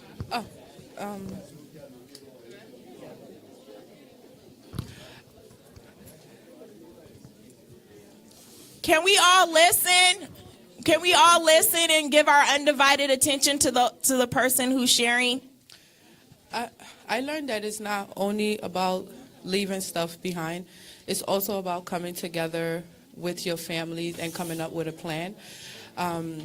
We always talking about investment, and savings. And I believe that if we have more family meetings and everybody can just, even if it's just taking out $5 a month or $10 a month, you just have something to pour in and to, like we were saying, building those bridges. It's not only with the people of color, it's also building the bridges within our families and helping each other to get a better understanding and showing visually to family members that, hey, we're not the problem, this is what the problem is, so they can have a depth understanding of climbing those levels for us to build those bridges, because there's a lot of disconnect within not only the communities but also within our families.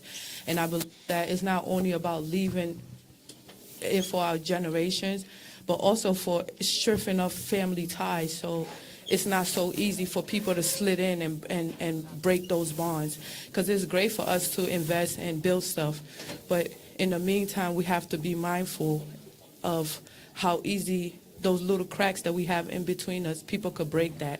Because you could build those businesses, you can build those investments, but there's going to be somebody out there looking to see how they can rip through that. So having the resources, having the support, and having commitment and love and understanding amongst each other will help us keep building those bridges, not only with families but with our neighbors, where you can build communities and pour in our communities, and we don't have these people coming in that don't know anything about us, but they know how to damage us, they know how to destroy us. So if we're pouring in our communities and getting more investing more into our peoples and having a good approach, because we are so mean to each other and we refuse to support each other, but we'll be quick to go support someone else. So we need to change that. We need to change our mindset and realize that they have poisoned us against each other. Okay, thank you. Go ahead. Everybody wants to share now. Who are you giving a chance to, Sister Dan? We should be... I'm next. Okay. Yes, so what I learned today is to be living within our means. Cut your coat according to your size so that you can afford the lifestyle you want to have in the future. Thank you. Thank you. The young lady in the green, this young lady right here. We have a couple more. I learned the importance about living within your means. I know for me, I struggle a little bit with that because I like a lot of really nice, expensive things. But I also learned a couple of things that I can do when I have my, to create generational wealth as well, when I have my own children and grandchildren. I didn't know anything about, like, you know, starting a living trust, and I found that information really beneficial for the future.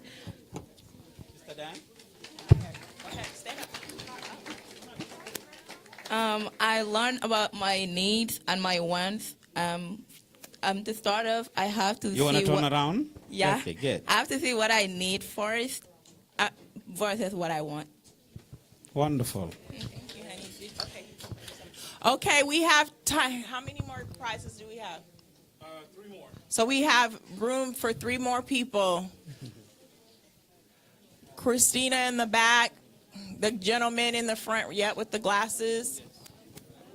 So something that I learned today is that, of course, we need to understand like what is need and what do we want, and of course checking our statements of the bank and start credit at a young age, because for me I haven't credit in the past.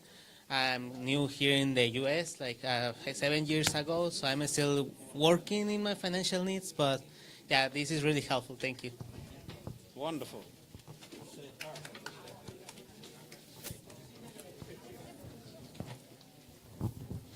Hi, I learned that I should make a budget and that I should include my needs versus my wants and save money instead of just buying the wants. Thank you. Okay, brother. Didn't you have your hand up, sir? Come on. Sorry. Who? I don't want no gift. I just want to say this, that I learned that we have to prepare for everything in life, no matter how small, no matter where we want to be, no matter how we want to become, we have to prepare. But at the beginning of the seminar, when we started, there were some things that was said, and I thought we was going to touch base on. And it was talking about the drugs and this, that, and the other that's invading our community. And I think that's something that's very important. At the same time, we need to support one another. I heard the young sister say that we're doing everything else. We're not keeping the money in our community. That's the reason why we're having such a bad time also, is because we're not trusting one another with the product or this, that, and the other. And so we need to keep it in our community. Just tell the truth and let everything else go. We need to keep it in our community. Stand up, stand with one another and support one another and love one another. Then we as a people will be able to go somewhere. All right, thank you. We have 2 more people. We do not have any more raffle prizes, but if you just have a few thoughts that you like to share. So Geneva, we like to hear from you. This gentleman has his hand up, Brother Edwards, and Lady Uzman in the back.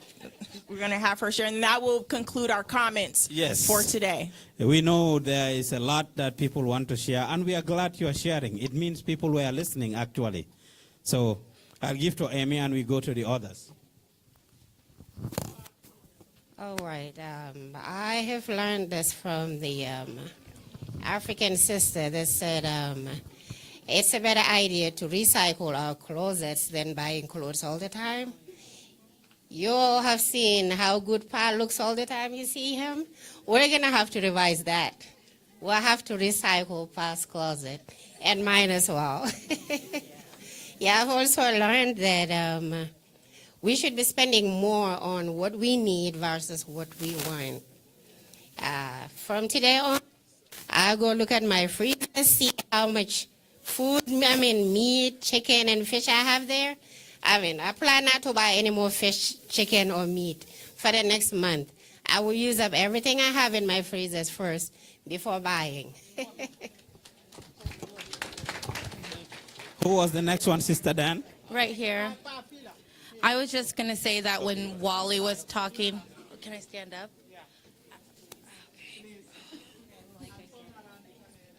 Hi.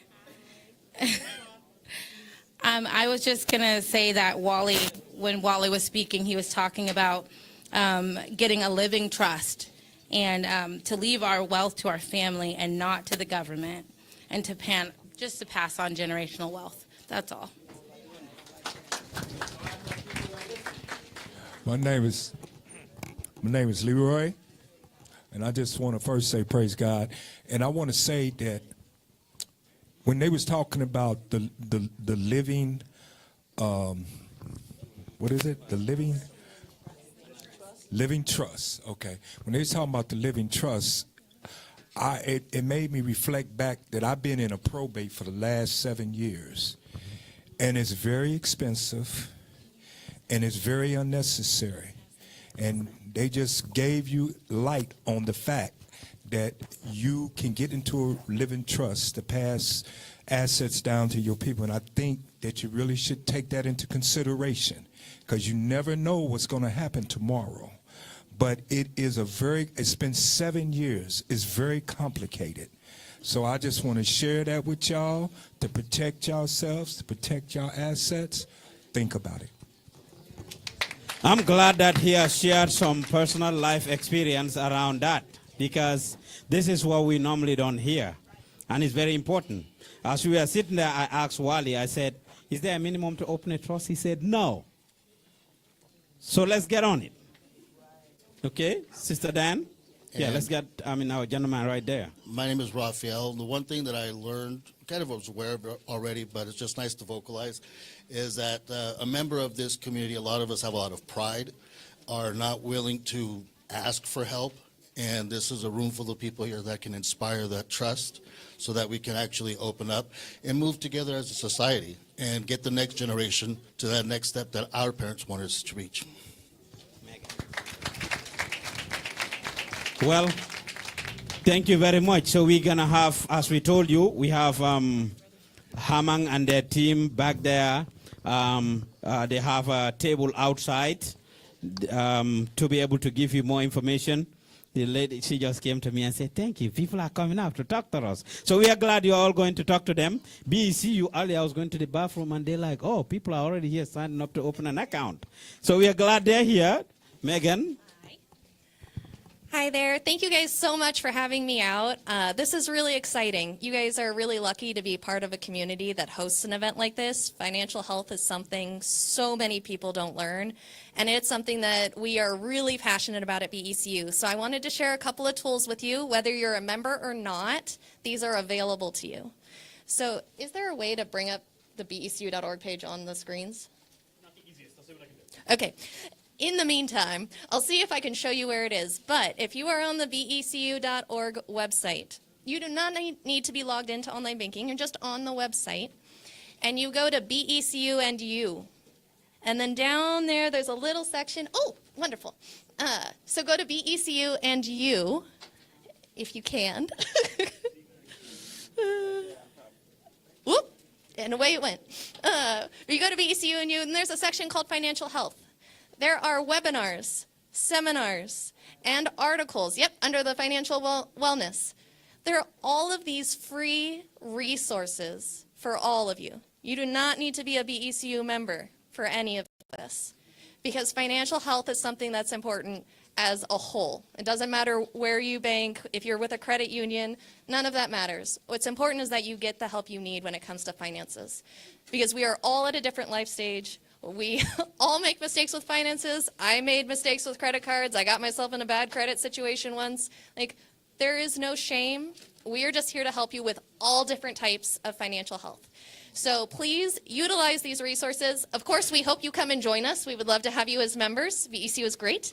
But even if you're not, please use these resources. Know they are there for you and continue your financial journey, okay? Thank you very much, Megan. So, as we are wrapping up today's session, once again, I want to thank the Community Foundation of Snohomish County for empowering us, calling us, the community leaders, and said, we have this money that came from commerce. How do you want to spend it? And we chose to do this. Gone are the days when decisions and things are done for our communities without us. And if you don't know, last year in early February, Washington State passed a law, the Nothing About Us Without Us law. So it is important that we participate in the decision-making processes about our communities. Let's show up to things like this. We want to be able to do more. More people want to share out. But 3-4 hours is too short. I mean, for us to be able to do all the things that we want to do, or talk about all the things that we want to talk about. We hope leaving here today, giving you $500 gift card and the amazing gift we have there and providing you with food is important. But very seriously, what is most important is the knowledge that we are getting out of here. We want to see everybody coming out of this room that would go and transform themselves. Use the money that they have to look at yourself, how much money you have and how you are going to be spending that money moving forward. There's a saying in my language that kendo am kudu de laka. And this is Wolof, by the way. And what this means is, as you are eating, nobody should be eating with a spoon and getting burnt. There are resources around. Organizations like ours here, like the Millennium Ministries, Olympia's organization, Project Girl. All of a sudden, I'm forgetting Dan Vanik's organization, Mr. Blessings. Yes, Snohomish County Black Heritage Committee, I'm sorry, right? We have so many organizations around with tools and resources that can guide and support you. We have all these type of trainings that are going on regularly. Take advantage of them. Wally here is a treasure. He's a wealth of knowledge. We've heard what he shared. We heard Hamang and their team and the information they shared. So let's take advantage of this information, please, and let's see how we can use this to transform it into generational wealth. Gone are the days when we will continue to struggle. The bottom line is this is all about the war on drugs and how it affected our communities and how it still continues to affect our community. We want to be able to continue that conversation. I mean, we heard it when President Nixon, and his government came up with the law to support this war on drugs. With the black people, the BIPOC people, the brown communities, we were the ones that have been affected by this for the longest. All the money that was gained from this, that was going to the police and all these institutions, it wasn't coming to our communities. And that is what they are trying to correct. If you followed the video, that is the message of the video. Our people have been affected by drugs for the longest and still continue to be affected. Money made from these drugs have been pumped in other communities, ignoring us who are the biggest victim of drugs. They're trying to fix that. Let's take advantage of it. Yes, drugs are in our communities and it's wrecking us, and we need to do something about it. Tough as the conversation may be, these are conversations that we need to have. The things that we are doing that continue to get us to be labeled, oh, black people again, Africans again, immigrants again. I mean, for those of us that identify as Muslims, Muslims again. These are the realities. What do we do as a people that get us to continue to be labeled? It's time for us to say no, and this is the best time for us to work together as a community. Now more than ever, we know the current status quo. It's real. It's not a joke. It's happening. And the only way out is for us to work together as people of color with the same vision, with the same mission, and the same problems and issues. I hope we get something out of this conversation today. Again, my name is Pa Usman Diouf, the Executive Director of the Washington West African Center. We are glad to host this event, and I want to give it out to, shout out to Dan Vanik again. Me and Dan work really hard together all this while. We met at restaurants, we met in the evenings, in the mornings, at night, and Olympia was always there to spice it up for us. So thank you all. We are glad that we put this thing together. We hope it is not going to be the last one. I mean, with this conversation, with this richness, we can go back to the Community Foundation of Snohomish County and say, hey, our people need this. We want to be able to do more. And we hope if we call, you will answer. If we call, if we call, thank you. We have a $500 gift card for all of you. Olympia right there is handling that.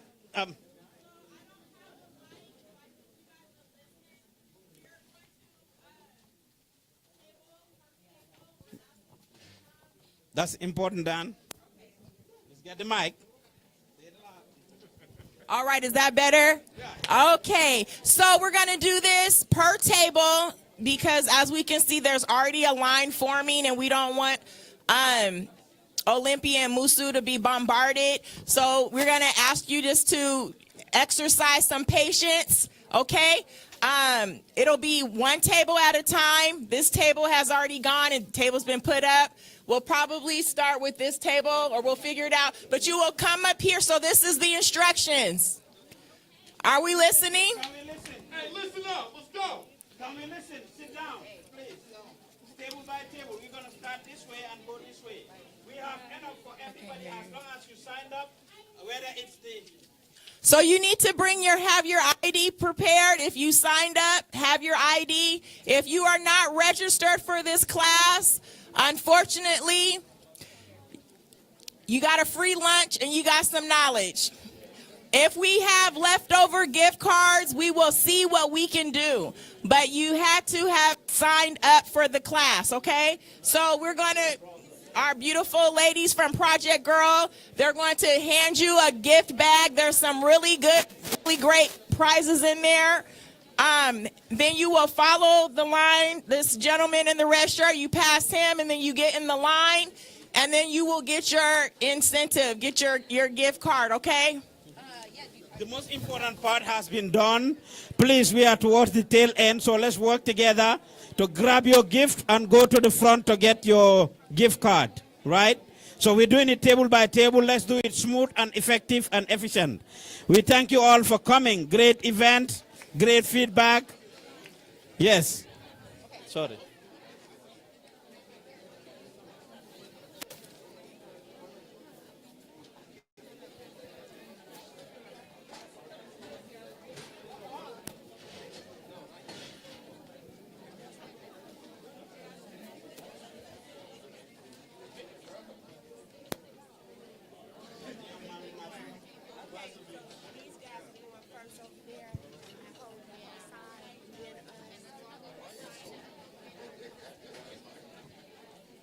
Be assured that it doesn't matter how long you stay here, as long as you signed up, you get your ID, you're going to get a gift and you're going to get a gift card. So let's keep it organized. As we said, we apologize for the inconvenience. The hardest part was done. And once again, thanks to Janta Media and Communication for the wonderful coverage and AV support. Thank you, Mr. James.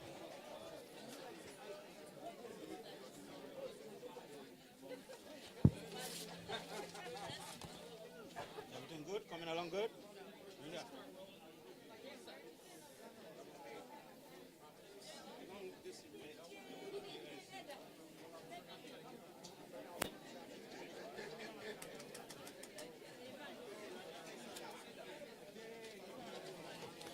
Thank you all for keeping it organized. We love it. We love it. Let's keep it organized. It's moving along fast. It's moving along good. Yes, please help us. Please, by taking along, putting your trash away, please.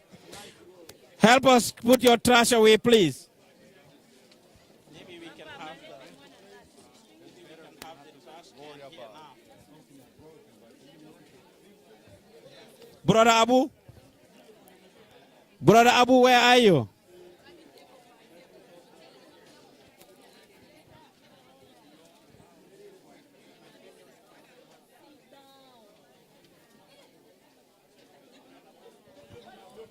Bring me the trash can from there, and put it here, so that people can throw away their trash.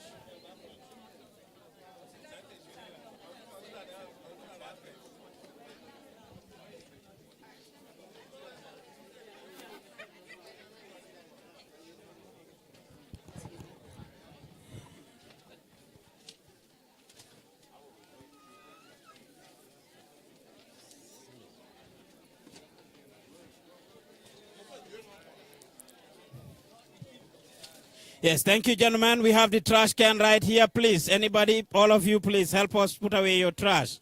We have the trash can right here. Thank you.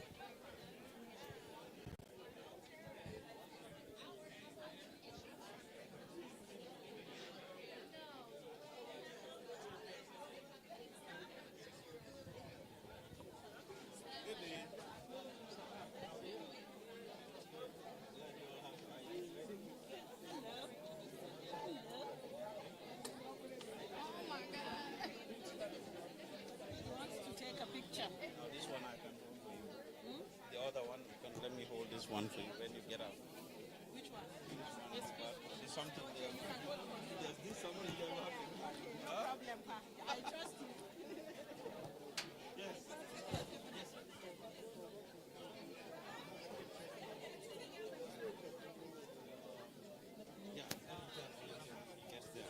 Even if he doesn't have it today, most likely we can arrange for him to get it, as long as he registered and he was here. So whether you get it today, I know that's the goal. If you don't have the ID, maybe we can arrange something. But Olympia will make the final decision. Yeah.